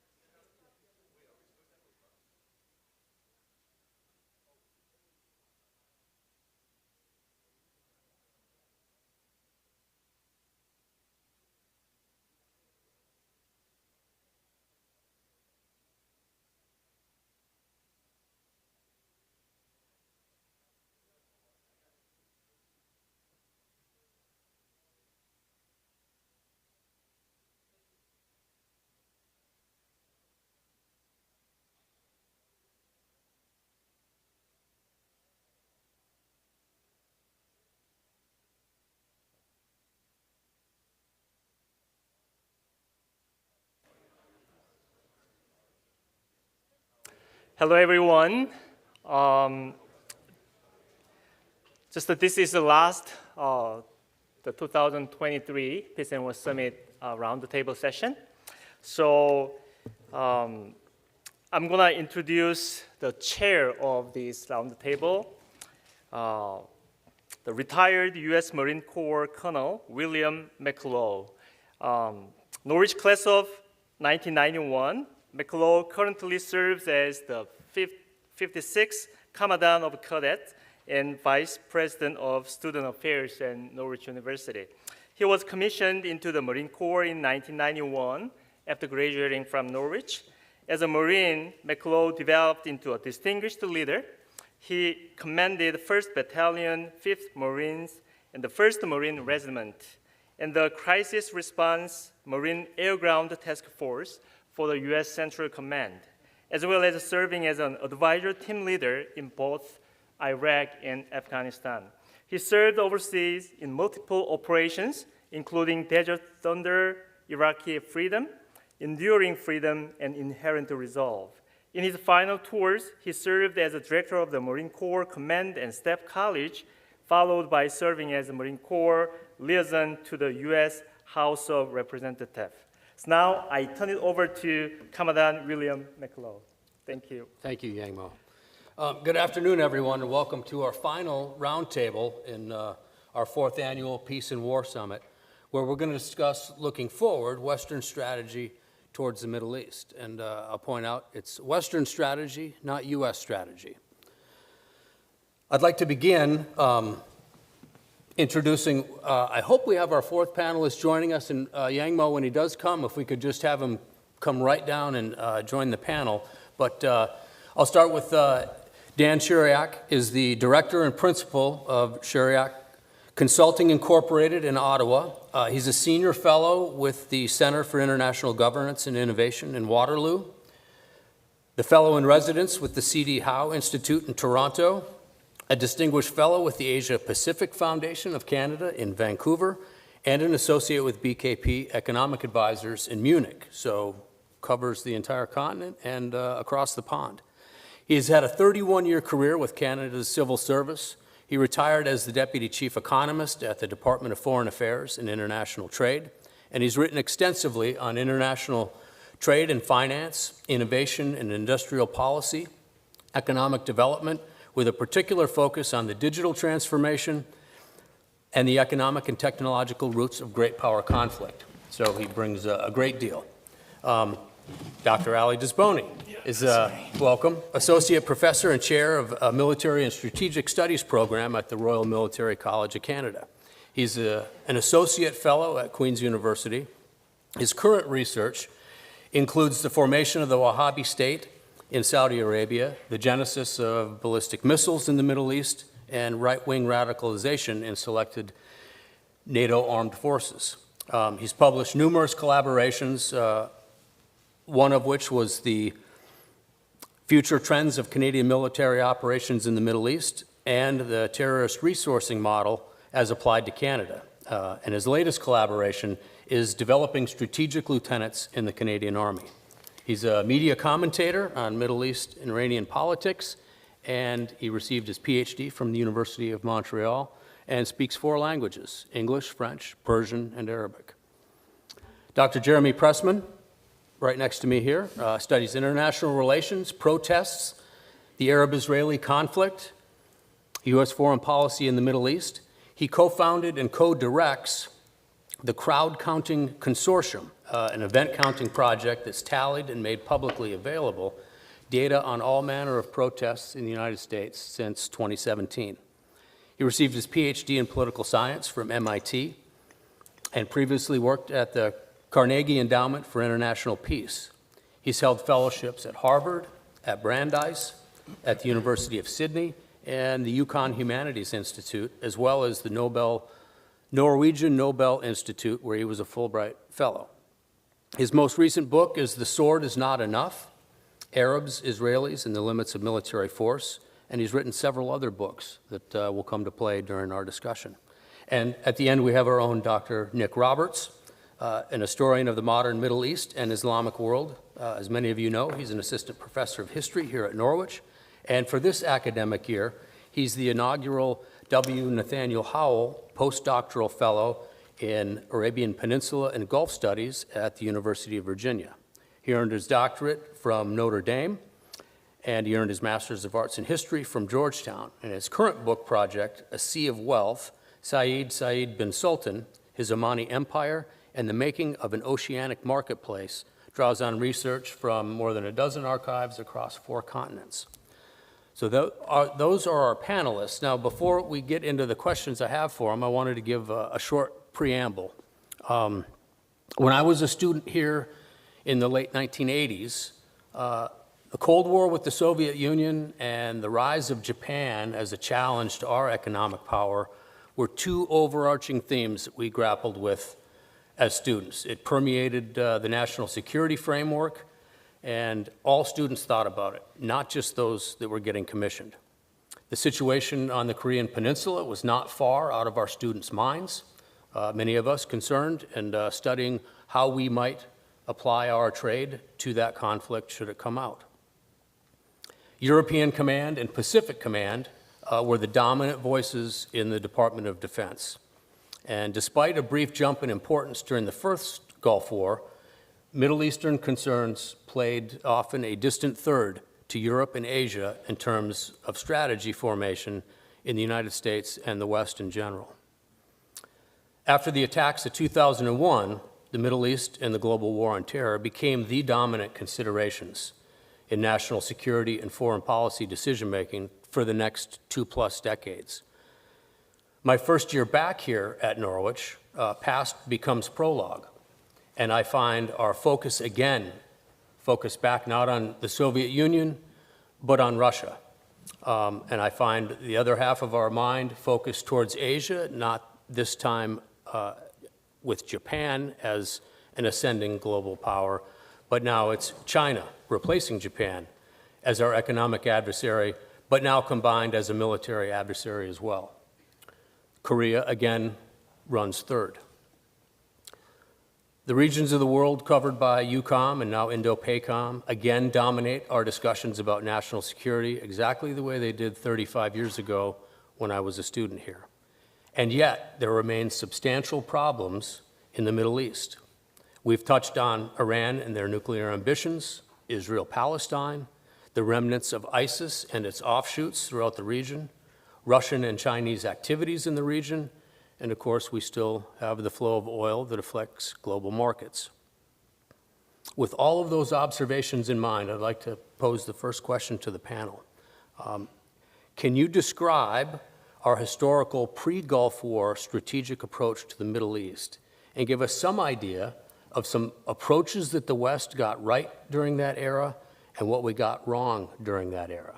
And I know, Dr. Roberts, you had some ideas immediately that we were discussing before the panel. If you could kick us off. I'd like to keep this to about 5 minutes. Right. So very quickly, one of the things that I think the United States got right in the Middle East actually, I would say, has nothing at all to do with the Middle East or anywhere else in the world. And that is that the United States did a much better job decades ago of keeping its own house in order.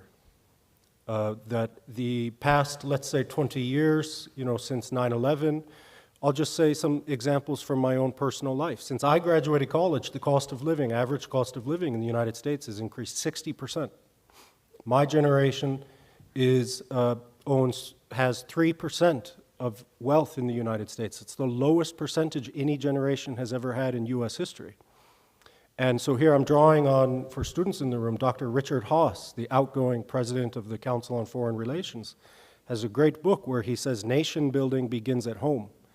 And so I would submit that one of the things that the U.S. did right in the world, not just the Middle East, is take care of itself. The second thing I would say it did right was it practiced restraint. So for example, the 1954 invasion of Egypt for control of the Suez Canal by Israel, France, and Great Britain, President Eisenhower said, "Not on my watch." He stopped it immediately. And in fact, the power of that was not just stopping a conflict, but that actually made the United States look incredibly powerful on the world stage. So restraint itself can be a tremendously powerful show of force. So those are two thoughts I would provide for the first question. I'll have a go as well. The United States is a big player in the world, and it doesn't always pay attention to the impact that its own decisions for its own purposes have on the rest of the world. You know the phrase that oil is black gold. In the 50s and 60s, it literally was, because the price of oil in terms of gold flatlined. You knew exactly what the value of oil was in terms of gold. When President Nixon took the dollar off gold, the price of oil in terms of gold gyrated enormously. It was an enormous amount of uncertainty injected into the world economy, and no economy was more subject to the uncertainty and to the implications of wild gyrations in the value of its principal commodity than the Middle East, and the rest is history. Say, in terms of what U.S. got right before Gulf War in 1991, if I got the question right. I think couple point, containment, George Kennan doctrine against Soviet Union. I think generally it was positive. Realism, most of the time, depending, gives good insights into how contain adversaries and foes. Mutual containment, Iran-Iraq war, from U.S. perspective, that was kind of weakening the two strongest adversaries of the State of Israel, but also states who are not in line with U.S. interests in the region. So that was losing Iranian monarchy as an ally was on the downside of the picture of things before, like during Cold War. I'm going to stop there. Yeah. Just 2 quick points. One is, since we're talking Western strategy, maybe to connect to Dr. Roberts' point and bring in Britain, which was a country that had a long run as a global empire, but eventually, as happens, its material capabilities could no longer keep up with its responsibilities. And so we see first, as Dr. Roberts mentioned, the Suez War and the British humiliation there, and then, excuse me, in the 1960s, the end of the significant British role in the Persian Gulf. So a reminder of material capabilities and what your economic and political base at home is like is ultimately going to affect your ability to project power and to be involved abroad.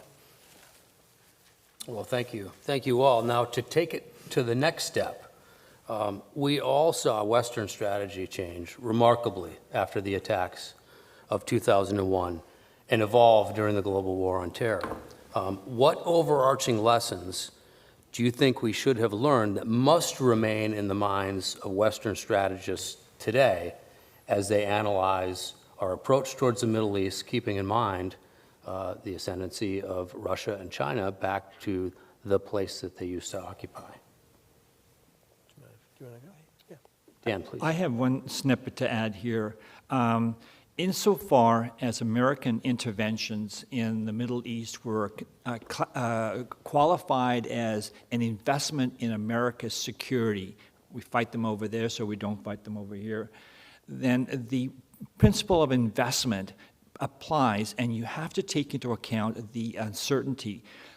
As the uncertainty effect rises, the hurdle rate for that investment soars.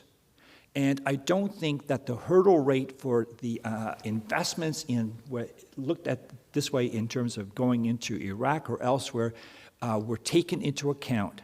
And so you have to be extraordinarily certain of the outcome of the event. And war, of course, is the most uncertain event possible, which guides you to restraint. Say a couple words. I'm not super optimistic about Washington, D.C.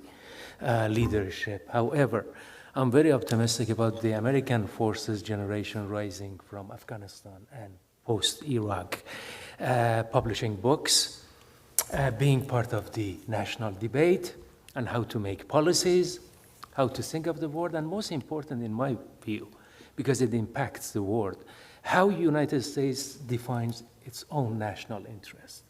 So I am confident in the potential of that generation of military and military policy leadership to contribute to that. I'll add something, which is yesterday I made a misstatement, which is so I see 4 students that another professor and I took to DC. And I said, we went to all of these government agencies and institutions, and they all said, no one here in DC has time to read a lot, right? I said, we need it on one page. I was wrong. There was one place we went in DC where they said the opposite of that. And that was in the Pentagon. We were meeting with the Army G2, head of Army intelligence. She said to the students, you guys need to read books. And she said, not just read books, you need to read books with footnotes. And the historian in me was just leaping with joy. She said, you need to read the footnotes more carefully than the book. And so one of the things I think that we've learned from this 20 years of the global war on terror is just how deeply we have to study and think and red team ourselves to think about all the different possibilities, things that could go wrong, things that could go right, beginning with the labels we use, like the idea of a war on terror. Terrorism, there's a great book out there by a guy named Randall Law, A History of Terrorism. He says, terrorism is as old as humankind and as new as this morning's news. You're never going to get rid of terrorism. And so, some deep, careful study, deep, careful thought, about how we were to respond to 9/11, I think would have done the country a lot of good. I think just to build on that point, there's a risk when you define something in terms of an amorphous concept instead of many other conflicts which are defined in terms of a specific enemy. And so I would second that, and also the way it's kind of had an open-ended function in time. And if you think about September 11th, 2001, 21 and a half years ago, and if I'm doing my math right, and here we are with Congress debating whether to finally close the authorization for the use of force. So I would build on that point first. The second thing I would say is about nationalism. I think sometimes we forget how powerful nationalism is, how powerful people's devotion to their own society is. And it's kind of ironic to me that we forget that because we each feel quite passionate about our own society, and particularly at a school that trains many military leaders, people who've made a decision to help defend and advance the national interests of their country. We often, and I don't just say this here, we often forget the extent to which people in every country feel that way about their territory, about their culture, about their society, about their agency. And so I think, sadly, the last 20 years have been a reminder of that we need to be quite cognizant of. Well, now then, with that as a preamble, to the heart of the panel, acknowledging the emphasis of national security making on Europe and Asia-Pacific region at this time, and taking into account the lessons you believe we should have learned from our deep past and our recent past, I'm going to call you out and ask, what should Western Middle Eastern strategy look like in the future? And if you could run it through the lenses of your various backgrounds, where we touch on not just military posture, but what economic policies, what sort of partnerships should we be developing? What should be our diplomatic priorities? And what sort of desired outcomes would we like to see in the information realm that will maybe mark our future in the Middle East as a little bit more successful than what we have exhibited in the past? And we've got 20 minutes to chew over this topic, so I'd love to see where it goes. Should we just go down the line? Yeah, let's start with you, Nick. I'll start with a few things. So one is, okay, let's bring some history into the conversation, which is that I think that one thing we're seeing is that the Middle East is now, as it always has been, enmeshed in global, whatever global is. So China, Russia, Africa, this is all a very interconnected part of the world. And neither the United States nor any other country is ever going to be able to compartmentalize it away from the rest of the world. That being said, I would say that one of the things that I think the United States should do is, instead of, very often our reflex is let's identify our weaknesses and think about we can improve, but the United States has some tremendous strengths that no other country can imitate. And that is, kind of going off my last question, is this idea of culture, of soft power. I remember a decade ago, a long time ago, I was in Tunisia, living in North Africa. I was driving along the border with Libya. And it was quiet, just olive trees and stuff like that. And all of a sudden, I thought I was going crazy because I thought I heard American pop music. And I checked the radio. No, the car radio wasn't on. I'm in the middle of nowhere along the Libyan border. And as I get closer to this building, I said, oh, that's Beyonce. The fact that I was hearing Beyonce playing in the middle of the desert of the border with Libya, that's American power. And I would say that's not a bad thing. I mean, come on, Beyonce is amazing. But this brings up broader points. I often say to my students, hey, did any of you ever think, I'm going to go get my undergraduate degree in Shanghai?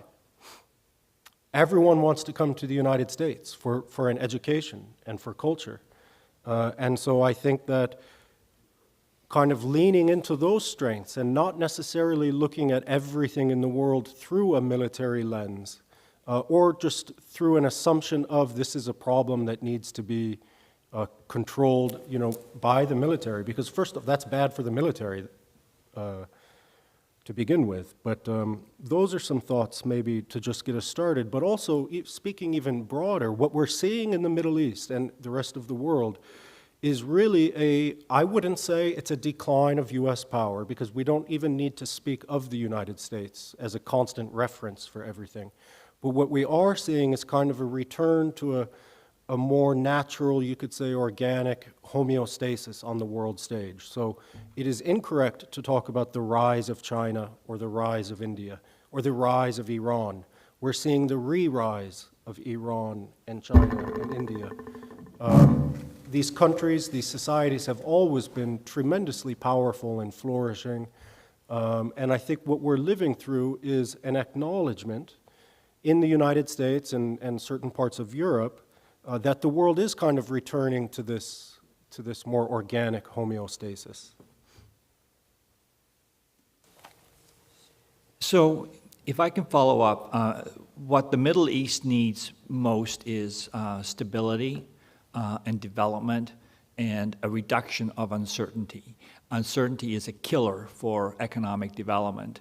And the United States policy has not been oriented towards stability in the Middle East. It has been a wrecking ball by going in militarily into Afghanistan and then into Iraq. And the sanctions which are imposed on Iran also represent a form of economic warfare. So the question is, how do you then build down that instability and reduce uncertainty? And here you are talking language which is very similar to China's. China's values are stability and the iron rice bowl. It is providing economic certainty, moderate prosperity, if you will, to their population. So there is a point where if if we go into continue with our Middle East policy is now a contest for hegemony between China and the United States, that exacerbates the uncertainty about what that outcome will be. You heard from Ambassador Al-Thani that they don't want to choose because that forcing that choice creates an uncertainty as to which way they will go and what that will imply for their societies and their economies. So I think we need to find a language on which we can agree with China and which emphasizes that which is most important for the Middle East. So that's where I would put the emphasis on. In relation to the military posture, the withdrawal from Afghanistan was also destabilizing. It was done rapidly, and as we heard yesterday from one of the students, it was now well prepared in terms of handling the human side of things. I would not recommend that the United States, even if it wants to withdraw and build down its forces in order to refocus its focus on the Far East, that it should do so on an extraordinarily stable, predictable, well-signaled manner, and just emphasize the stability for the region and certainty for its populations. I'll leave it at that. A few points here. I'm not sure to what extent they have internal consistency, but I do my best to be in coherence with other input here. A student presentation yesterday about some international issues, cause for optimism again. They presented about North Korean stuff, Iranian proliferation, and they brought a new critical perspective. I liked it very much. So that's being said, I'm a bit worried about on American side, the polarization in the society and politics. How they can America first and America as a, however you want to brand it, peacemaker, deal breaker, leader of the free world. This tension in the US foreign policy needs somehow to find a middle ground or compromise. Otherwise, one president, you correct me if I'm wrong, gets into some international commitment and the other sees that maybe US wants to rethink that or revise that, right? So that's a second point. Overextension and resources. You heard about Paul Kennedy theory of the rise and fall of empires. That applies to China. Actually, people are saying that China is getting involved in Middle East. Is a good thing because they are getting back to reality now. They cannot be on the margin. They are in the game. So, coming back to Washington, this overextension and resource is a consideration that the US. Nick talked about the number of the military bases in the world. It's a lot, and the military commitment. So that's something to think about. American dream. There is some, it's still there, but there is a debate how that dream gonna go forward. I think Americans, despite polarization, there is a consensus, I may be wrong, there is a consensus across the nation that nation building and state building, we should go beyond it, using military forces and mission to export liberal democracy. Good intention, but doesn't give the expected result. So I don't see the future generation of security mission would be for nation building. They're rather for stabilization, assistance, stuff like that. So that would be, I'm gonna finish on this one before going to Jeremy, is the focus on counterterrorism approach toward Middle East. Maybe that should go, we gotta go beyond that counter-terrorism US policy to Middle East, like one hammer and all problems look like a nail. And go beyond the perspective of what Ben said in terms of development, other stuff in Middle East that the nation need, but that gets us back to the question of polarization. Chinese, Russians, and others, they are a bit also asking themselves, what does really Washington think? I'm going to finish on this, Jeremy, I promise. please. Saudi Arabia, we know why Iranian got close to Saudi Arabia, previous round table, somehow. But we don't know why Saudi Arabia kind of got close to Iran. We know Iranian reason, but the other way around, we're not sure.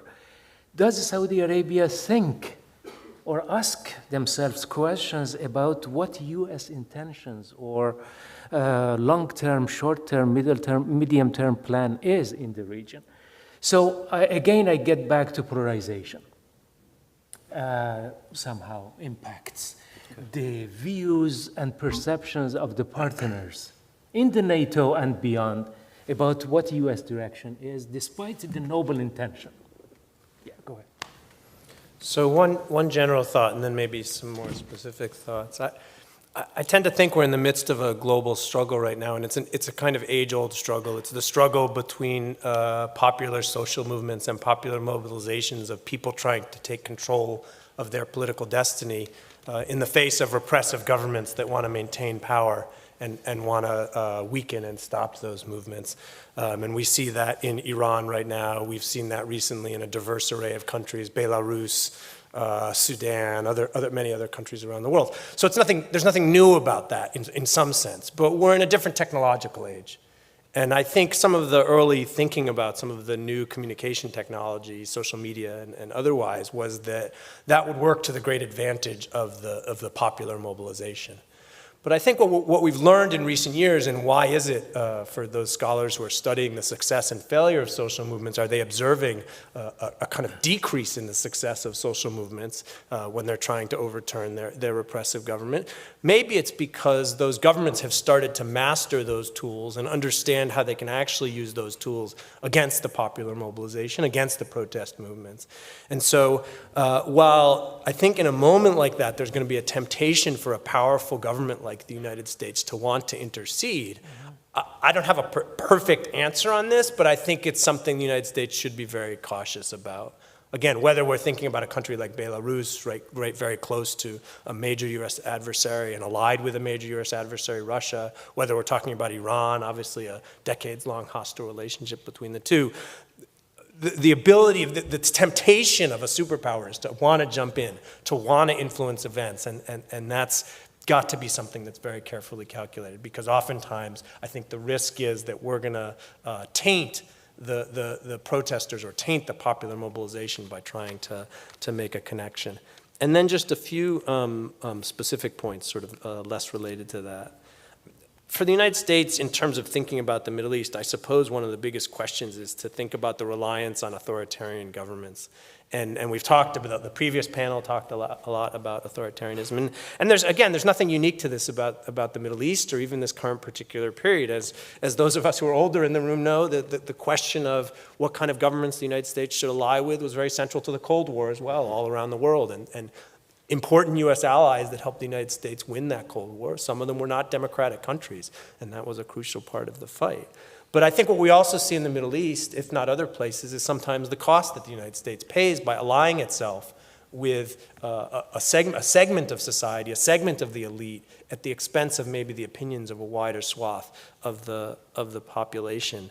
And, there's no easy answer to this. I don't have the answer, but I think about two different kinds of relationships. Sometimes the United States has been consistent, relatively consistent with an authoritarian country like Saudi Arabia, and that's difficult when you have differences with Saudi Arabia. When the leadership kills a Washington Post columnist, and then you're trying to grapple with that, but you've taken a position of consistency. That's very difficult. At the same time, we could look at a country like Iraq and the U.S.-Iraqi relationship, where we've talked about yesterday about some of the back and forth, right? The United States working relatively closely with Iraq in the early 1980s to very different situation, Gulf War, 1990 sanctions into the 2003 invasion. So it's not an easy question, but I think we really need to be cognizant about the costs of setting ourselves against where the majority of the population thinks. And maybe Iran is a cautionary tale in that. I defer to some of my colleagues who know more about Iran, but thinking about, the U.S. proximity to the Shah and then the total flip to since 1979 and 1980 in terms of U.S.-Iranian relations. The second sort of point I wanted to make just on the side here is about the particular, and I'll be briefer on this, is about the particular mix of instruments that the United States uses in its foreign policy to caution ourselves about, even with a country like Iran, where there's much hostility and much reason for that hostility and much tension, to remind ourselves in the U.S. and maybe in other Western countries that the United States government retains the full array of statecraft, the full array of instruments across the spectrum. And we often say that to remind about the military dimension. I actually mean the opposite here. To remind ourselves that as much as economic sanctions are one tool, economic incentives are another tool that states hold. As much as the use of military force or the threat of military force is one technique that states have, that the United States or other states also have the possibility of diplomacy and negotiation. And so I want to say two final things about this. A lot of the attention that's been on this Chinese role in mediating, the Iranian, Saudi, whatever it is, and we'll find out. Maybe it's nothing, maybe it's something. But so one point is, you have to have considered that you could use negotiations and mediation to have played a role in that. And to the extent that sometimes the United States maybe doesn't put enough emphasis on the possibility of mediation and diplomacy, you're going to miss that opportunity. And then the last point I wanted to say, kind of going in a different direction, is we see, I don't have to tell you that the United States right now is quite a partisan country. We talk about polarization, radicalization, fragmentation of the United States, questions about U.S. democracy. I don't think we can understand January 6th without understanding the tenuous nature of American democracy right now. So I think that induces a little humility, but specifically on this question of to use the example of China mediating between Iran and Saudi Arabia. I know a lot of people said, oh, this shows that China's ascendant, and this is where was the United States and stuff. But I was just, as a kind of thought experiment, I was trying to imagine one of the media channels that might be more cynical or hostile towards the Biden administration, had they learned that the United States was engaged in secret negotiations with Iran, right? How would that have played in Washington, D.C. if it spilled out that the Biden administration was facilitating secret negotiations with the Iranians?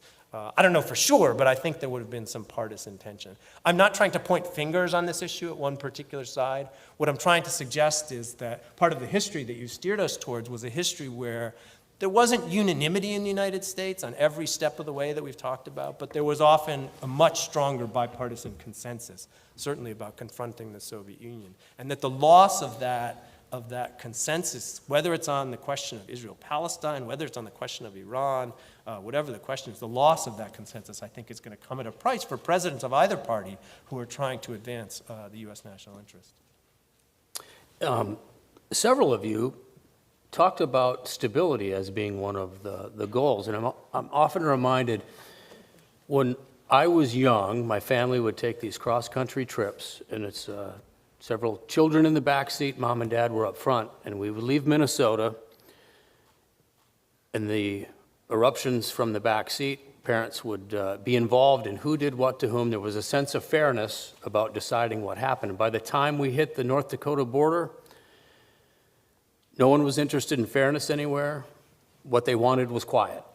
And it was a different sort of approach to achieving stability.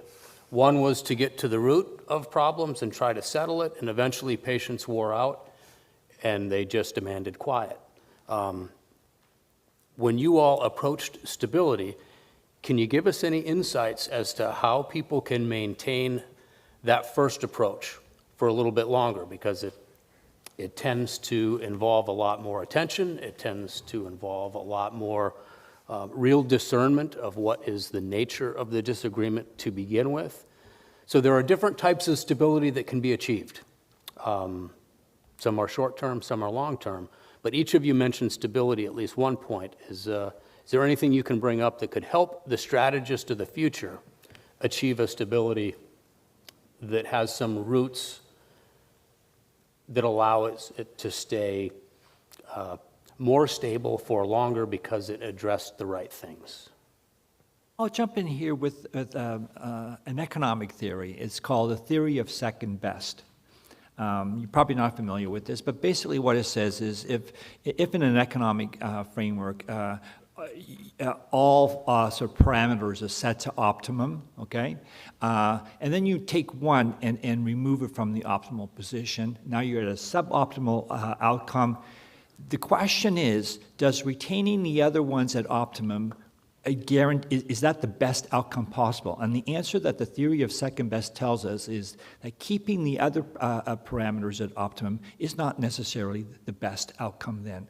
So once you're in a suboptimal world, theory stops guiding you as to which direction to go. You really have to fly by the seat of your pants in terms of finding out what next step is actually going to be better. Is it towards the optimum, or is it towards something that you would normally not consider? So when we're looking at the Middle East, we're in just a whole lot of suboptimal positions. So the way forward has to be something which is pragmatic and experimental and gradual, and see what works, and if you can nudge the system towards a more stable, quieter outcome, then you're moving in the right direction.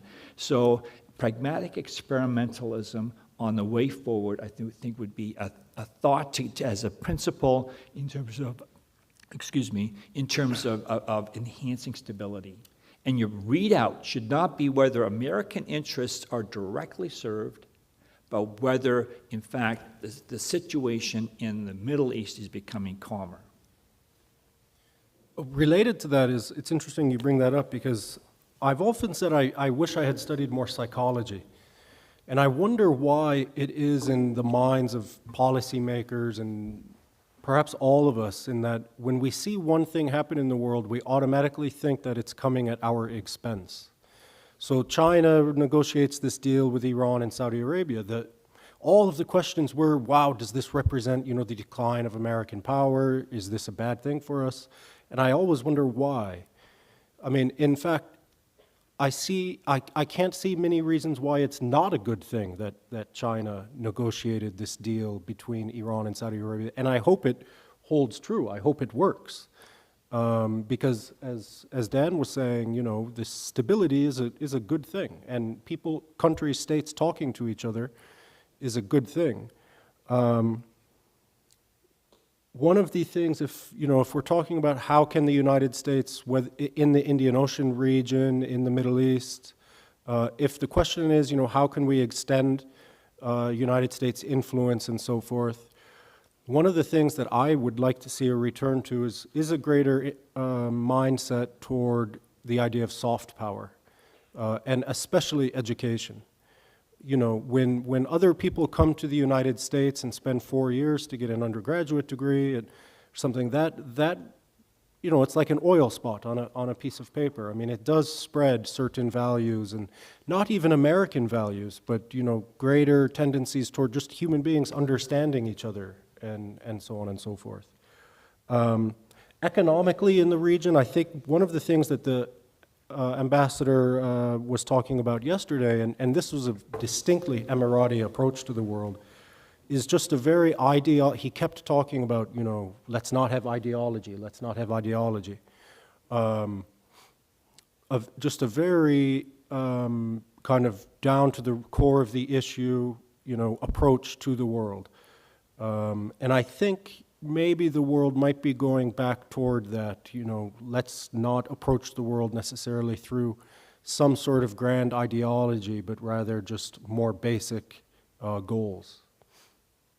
So at this time, we've got a chance for folks to line up and ask the panel what the burning questions you have. I see we've got several students out there, so I hope you got some questions, because the Middle East is in your future, and you will be grappling with opportunities and challenges throughout your young adult time. Jokshan, are you ready? Always.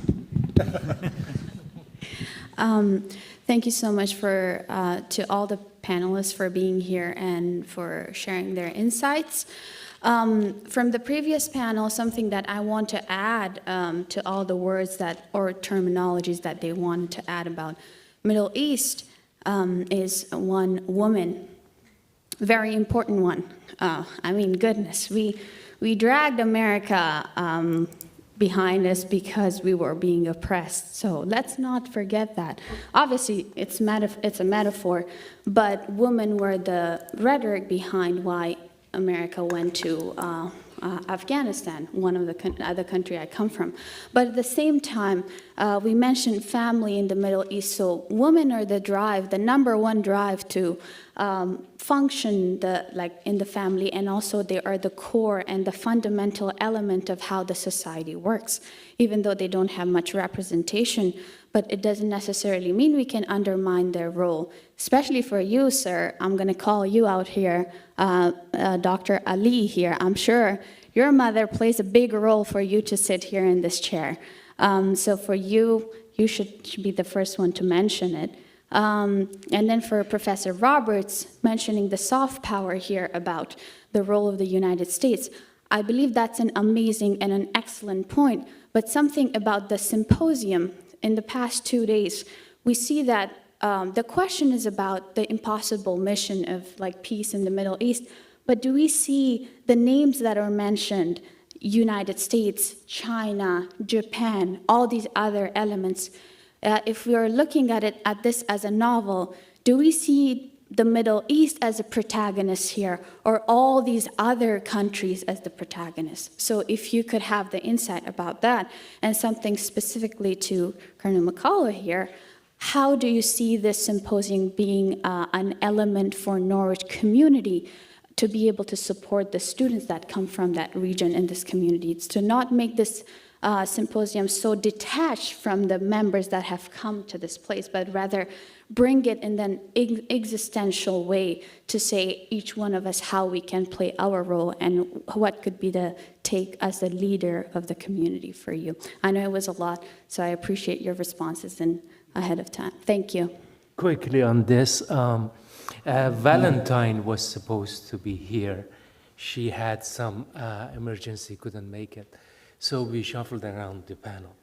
So she would be really the best person, if you could connect them, to answer. And your question also brings in the critical theories and alternatives and constructivism in the peace building. And that's a big deal now in international debate, schools, and also media.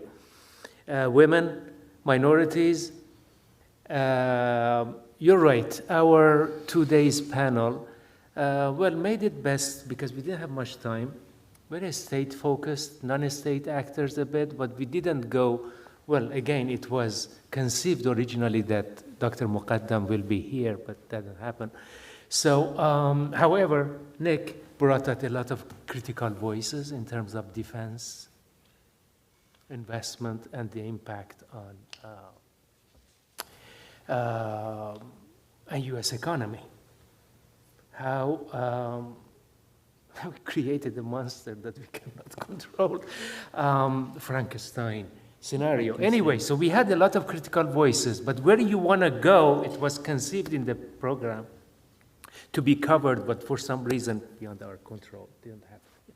Just very, very quickly so we can get as many questions as possible. I tried to do justice to your question in some way yesterday in my presentation, in that, we do need to acknowledge that we are here in the United States, North Americans here on this panel, debating what peace looks like in the Middle East. This is not the Middle Eastern people debating for themselves what peace looks like in their countries, and that is empire. And perhaps a cautionary tale. Again, I had mentioned people don't like having historians in the room because a historian will say, name me an empire that has not fallen apart. And Drukshan, we'll talk more later, as we always do, but anytime we can get distinguished thought leaders in front of students to debate about any topic, we're fulfilling the requirement that I believe we have to challenge people's thoughts, get them introduced to ideas they may not have heard before, and to go back to their barracks room or their residence hall and fall asleep thinking about the new idea that they heard. Then we are being the university that we proclaim that we are. So you and I will have many discussions as we'll all of the students here. On this side, we had someone patiently waiting. Right. I had a quick question about the new ideas and the new government types of, there's constant debate between nationalism and globalism, and even the new thoughts of neo-medievalism and the rise of private armies in countries such as Turkey, and how these will affect the Middle East and for a positive or negatively.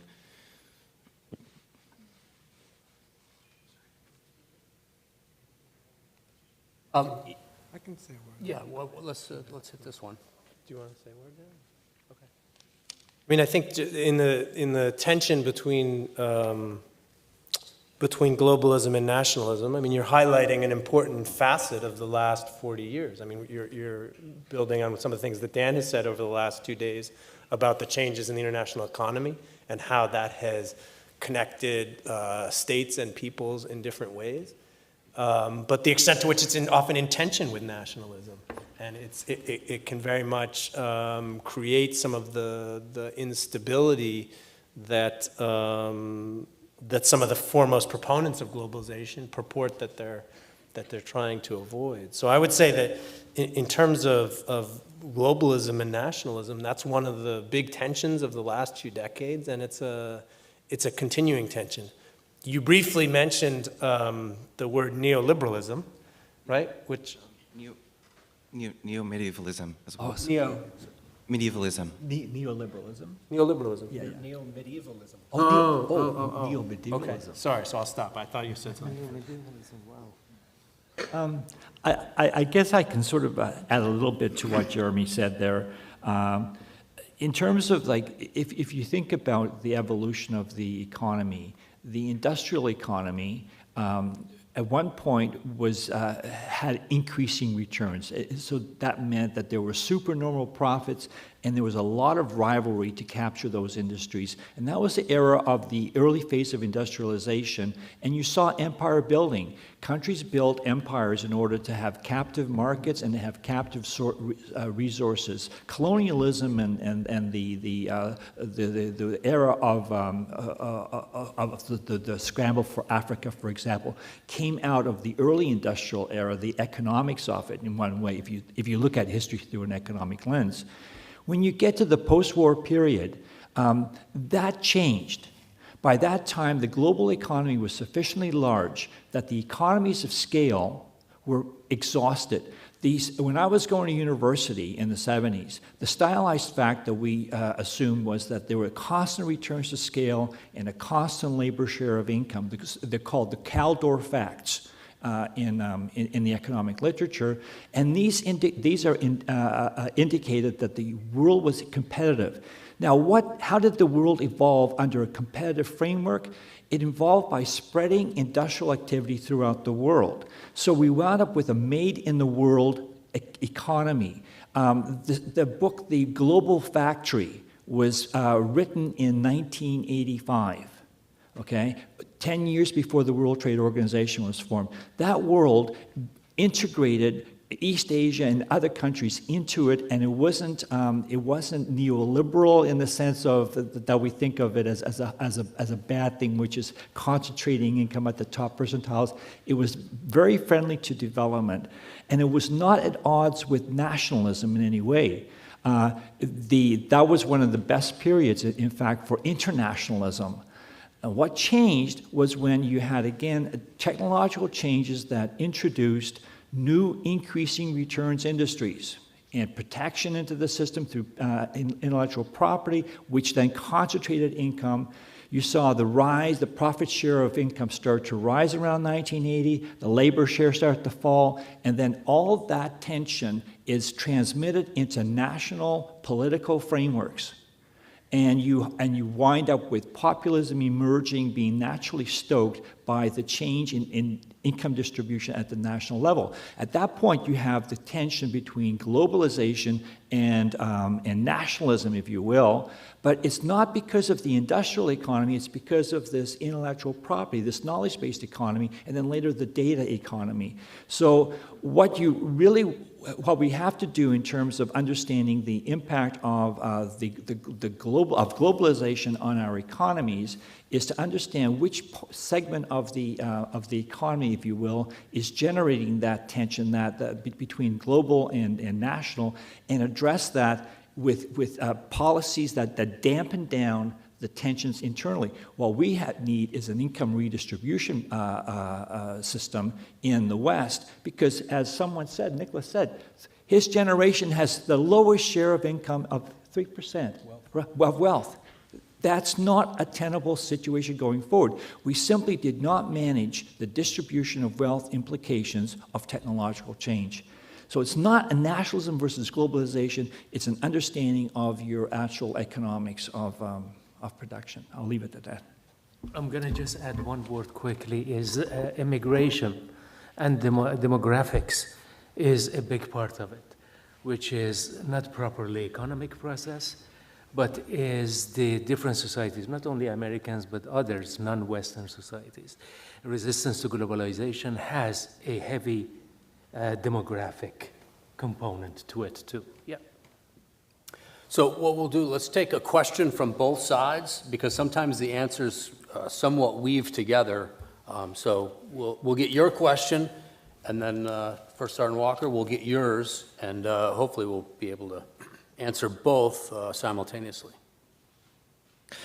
So my question is centered around both today and yesterday. So yesterday we heard talk about maybe letting the Middle East decide its own economic policies and let it decide its own fate in terms of its little hemisphere that it has. And I can't help but think about the Monroe Doctrine that we had in the early development of our country. So one big question that I had, in order to spur the Middle East development, would it be more prudent in Western strategy to sort of implement a quasi Monroe Doctrine in the Middle East, primarily not centered around making sure American or Western influence is in the Middle East, but making sure that the Middle East maintains its own little sphere of cultural influence and its own sphere of self-determination? Good morning, gentlemen. So this question is actually kind of pointed towards you, General McCullough. I just finished a book called Wolves of Helmand Province about your unit in Afghanistan, and something that I found really interesting is a lot of your Marines were issued money right off the bat getting there that they were kind of instructed to use towards the infrastructure in the area to kind of prop that up. My question is, kind of bouncing off of that, what he was going after, do you see that working on a larger scale? I see it as kind of like a money pit. Like, do we throw money at the Middle East? Or is it better to just stick away? But I think there's another thing that's been brought up a lot at this conference is, do we have a responsibility to help out here? We played a big part in the Middle East in the past few years, and it's been a part of my life since I was born. So, do we have a responsibility to the Middle East to help out? And where do we attach that money to? How does that money get there, and where it needs to go to actually fix the issue? Questions? I can take the first one a little bit, maybe the end of that one. So I would say no, I wouldn't support a quasi-Monroe Doctrine for the Middle East. I think the implication is, again, about a framework in which, as outsiders, we would know better than what the people who live in the region would do. And I don't think that's the direction, at this point in the 21st century, that U.S. foreign policy should be going. I think we've seen the cost in the past, not just with the U.S., but many empires around in the last few hundred years, the cost of that approach. And so I don't think that's the direction that we'd want to go. I can jump in here. So if you think about the Monroe Doctrine and think about the economic performance of the region that falls under that, it's not been stellar. And basically, empires are extractive, they're not constructive. The place where America's influence was by far the best was in Western Europe and in the Far East, East Asia, where America was building bulwarks against communism. So America was investing in Korea, in Japan, in Taiwan, in Hong Kong, in Singapore, in Southeast Asia, and making those countries wealthy with trade, providing incentives, as Jeremy was saying, as opposed to sticks. And East Asia prospered. Western Europe also prospered under American support. It was the Marshall Plan that was injecting money and development and as a bulwark against Soviets. So, but in its own backyard, America was extracted. It gave us the term banana republic. Okay, so it's not good to fall under the into the sphere of influence of someone. North Korea is the worst country in the world, and it's in the sphere of China. But everyone around China is doing very well because they're able to balance against China and have the support of the United States. So think about the principle that you don't want to have to be in someone's sphere of influence. But America can do good and create allies, wealthy allies, powerful allies, by supporting their interests when they are, in fact, balancing. And in terms of throwing money, remember that money can be, if it's distributed, it can lead to all kinds of violence as people scramble for it. So it's throwing money at something. You have to be very, very careful about how you do it, and I would urge again pragmatic experimentalism. If investment in a region can actually dampen a conflict, remove a bone of contention, then do it, but try it out, and if it works, roll it out. Can I say one thing for you, Matthew? On your last question to General McCullough, does the United States have a responsibility? My answer to that would be, as I said to someone yesterday, is turn your question into an answer, turn it into a statement. I would like to hear what you think, not now, but this fall when you take my class, where we're going to be talking about that's one of the things, this class that a few people here have signed up for, the costs of war. We're going to be debating these types of things. And I've already invited Colonel Dr. Krauss. Anyone's welcome to come join and talk about these things with us. So you've already got your homework.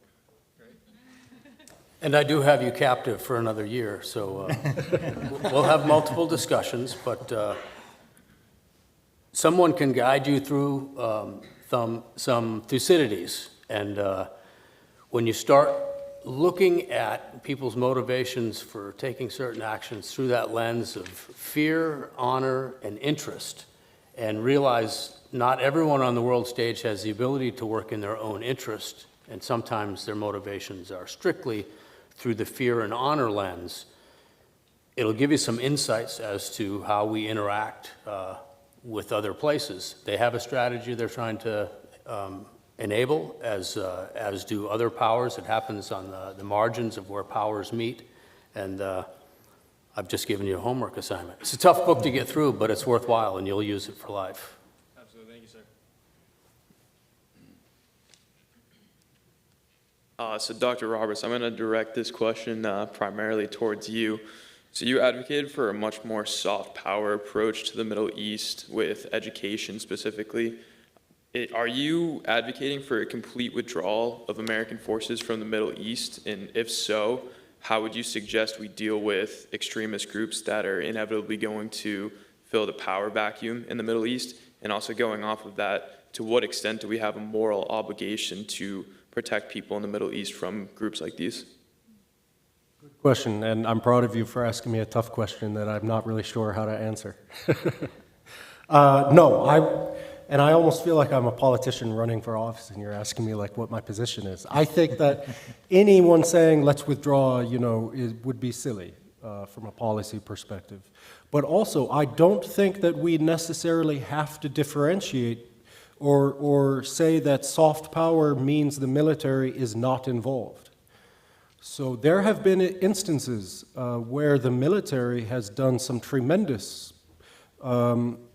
public good for the world. So, let's say we have two Marine officers here. Let's just say there's a hurricane in country X. Huge, infrastructure's destroyed, people need first aid, food and water. They say every Marine is a rifleman, but I'm pretty darn sure a few thousand Marines would do a really good job of getting food and water to people, starting to parse through rubble, get infrastructure running again. So the military is not necessarily always used for hard power. But I do think, I think it's fair to say that one of the things we've learned in the past 20 years is the United States has overextended itself. And that is something that the U.S. military combatant commanders are saying for themselves.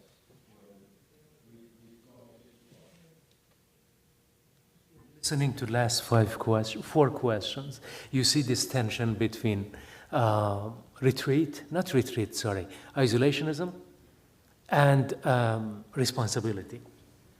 Did Matthew, was it Matthew? Said, so this tension is in the US foreign policy. America first, or as I said. So nation building and state building with military forces. Listen, don't forget, I'm gonna just give you catchphrases, time is running. US national debt is, how much is it? 13? It's a lot. There is a nation building to do here as a foreign observer from Canada, as far as I can grasp. Okay, pass the ball to you guys. Thank you. All right, it looks like, Yangmo, we should have time for one more. Okay. Make them quick, concise. Sure. Awesome. Good morning. So we talked a lot about stability and how the U.S. is tied in and the West is tied in with the Middle East. So kind of building off that stability and looking at it from the other side of the coin, are Russia and China as well interested in stability in the Middle East, or is it in their best interest that the U.S. is tied up in, Professor Roberts, as you said, potentially overextended in that region? So this question is open to the panel. So China's been a topic of the panel over the last few days and their role in the Middle East as well. And it seems that their overall message and vision for the Middle East, their pole of power as it is reemerging, is in opposition to the American one of spreading this patchwork of liberal democracies that we were pursuing in the late 90s and early 2000s in the region. And given that that vision hasn't come to fruition over 20 years of us attempting to do it, does the United States need to pursue a different course, one more of realism like we did with the Soviet Union in the 20th century, or was this a failure of execution and on the ground during the early 21st century? So over the past 2 days, we've seen how complex of a question this is, but to make it concise, yes or no, do you think peace in the Middle East is possible?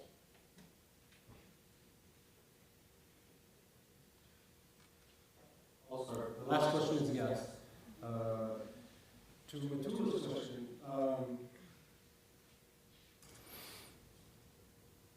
do China and Russia want peace in the Middle East? I think one interesting thing, I think yes, but on the other hand, if someone can correct me if I'm wrong, but I believe that after 9/11, on the day of September 11th, the first foreign leader that President Bush spoke with was Vladimir Putin. And Vladimir Putin said, hey, I will do anything. This is a huge problem for all of us, right? I'll do what I can to support. Now, things changed, but I can assure you that when the United States was mired in a two-front war occupying Iraq and Afghanistan, Putin, the Russians and the Chinese were pretty darn happy to sit and watch that happen because it was, it deeply hurt the United States.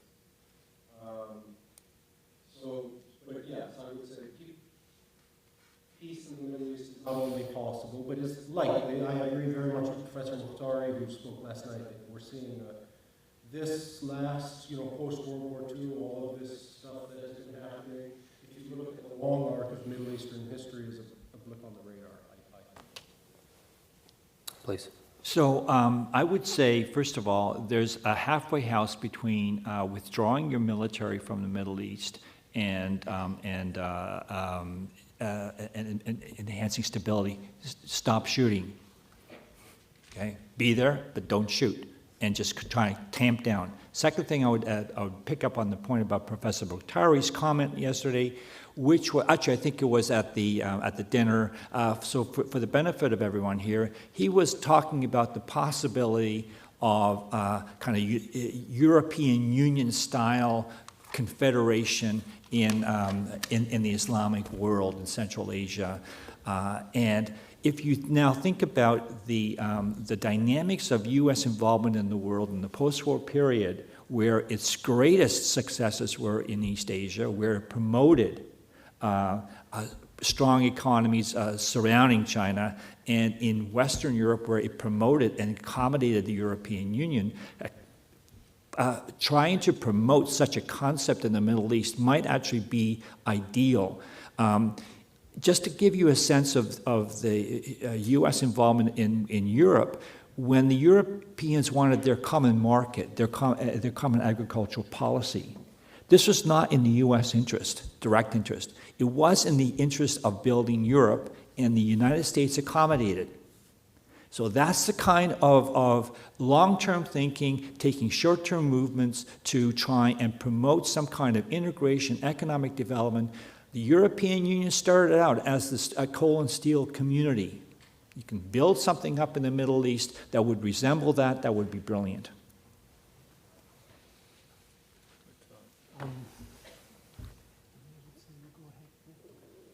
That's something else. Maybe we'd agree. I don't know that peace in the Middle East is a very broad term. So when I think about that, let me focus in on a couple of things. I tend to think about Israel-Palestine because that's what I do a lot of my research on. But let me just set that aside and say, I think of 3 civil wars going on in the Middle East right now, in Libya, in Syria, and in Yemen. And so I think if the question is, will those civil wars end? They will end. Civil wars don't generally last forever. And one thing I hope we can pay attention to in developing Saudi-Iranian relations is the extent to which that has a positive effect for the civilians of Yemen, right? The people who've been in a pretty brutal humanitarian situation for a number of years now. So do I think that peace in the Middle East can happen? Yeah, and I'm thinking in particular about those civil wars. In terms of the United States attempting to spread liberal democracy in the region, I have to say, I think, maybe taking issue a little bit with the question, just, in a friendly way, that the U.S. has mixed motivations, and sometimes the United States is pushing democracy and human rights, and other times when it seems like that will conflict with pro-U.S. interests, the United States is much less willing / unwilling to do so, and we've seen that repeatedly, for instance, with the U.S.-Saudi relationship. But bear in mind, the United States itself is wrestling with democracy. And so there's a certain assumption, I think, when we ask that question sometimes, like we know what we're doing and we're going to teach other people that. Maybe we need to figure out what we're doing, right? And I say that with some humility about the struggles that our country faces right now. And I'll leave Russia and China to others who are... Just a last word on the... maybe it's a good exercise for you guys as students is, also for scholars, is the fragmented thinking about Middle East peace and conflict. When you think about the conflict in Yemen or Libya, Syria, you got to think also how it is connected to Iranian proliferation, right? To extremism. To U.S. action in Syria or Russian deployment in that country, and Chinese incursion. As long as you think in a fragmented way about the issues of Middle East, you won't go far. I understand there is a pragmatic side to it. You want to focus on problems one by one. You don't want to search for Magic Johnson solution. However, in terms of analysis, you need to have, as a student of Middle East, a framework to connect Syria to Libya to Yemen to Iran, Israeli situation, and all that. For example, I finish on this. You cannot ask Iranians, be it monarchy or mullahs now, not to have ballistic missiles and nuclear weapon and allow and tolerate a nuclear Pakistan and nuclear Israel or whoever else comes up. It's just not possible. Okay? So you got to just get them connected, all those issues together. I would just point out two items. Earlier, you heard us talking about the drive towards stability, and military planner in the room. Both peace and war are not permanent states.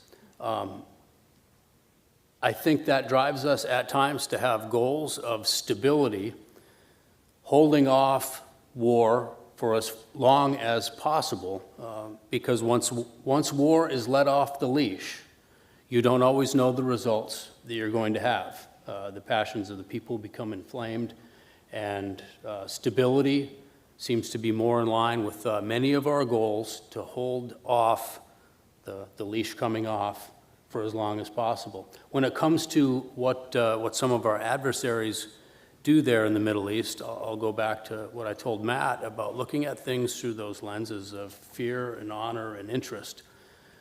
When we see our adversaries doing things there, just because they're doing them does not always mean that it's in our worst interest to have the results that they may achieve. At times, even your adversary's goals may align with your interests, and it requires, I think, a clear eye and a clear analysis. If they are willing to undertake the work that is required and it achieves something that achieves perhaps the stability that we would hope for, hold off war as long as possible. If someone else does it, maybe that's better for us. It's worth entertaining, and policymakers should look through that lens for condemning actions that we may have taken on our own had someone else not done them.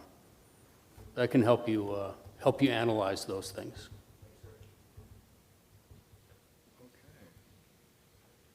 And I think we're out of time. Okay, thank you so much. Let's give a round of applause to the panelists. So the last 2 days, through a series of presentations and discussions, we had a great opportunity to broaden and deepen our understanding of the Middle Eastern region and the dynamic global community. Distinguished speakers and guests, thank you so much for your participation in this year's summit. I think I have some comments to do, but especially just right now, some scholars and people, they talk about the possibility of the rise of outbreak of World War III, so witnessing the Russian expansion of war and just the North Korean nuclear and missile kind of tensions, and U.S.-China strategic rivalry has been intensifying. So that I think even just during this summit, we just learned a lot of kind of complex problems in Middle Eastern regions. So I think definitely just the current leaders, national leaders and international leaders, they have to be really cautious and make every effort to prevent the rise of these kind of military conflicts. Also try to promote peace and stability in this world, because billions of people's lives are contingent upon their strategic decisions. But future leaders, right? I think it's really important for you guys to deepen and broaden your perspective and knowledge over all these kind of international kind of conflicts and problems and issues, entangled problems, so that just the witnessing and facing this challenging world, but because of you guys, when you guys become the leaders of this nation and this community, in the international community, with deep knowledge and just a humble character and just the strategic kind of insights and all those things, just we can make this world a better place to live in. So anyway, thank you so much for your participation again. And at this point, we end Norwich's 2023 Middle East Summit. I hope you have a nice day, and just to see you at the future summit. Thank you again.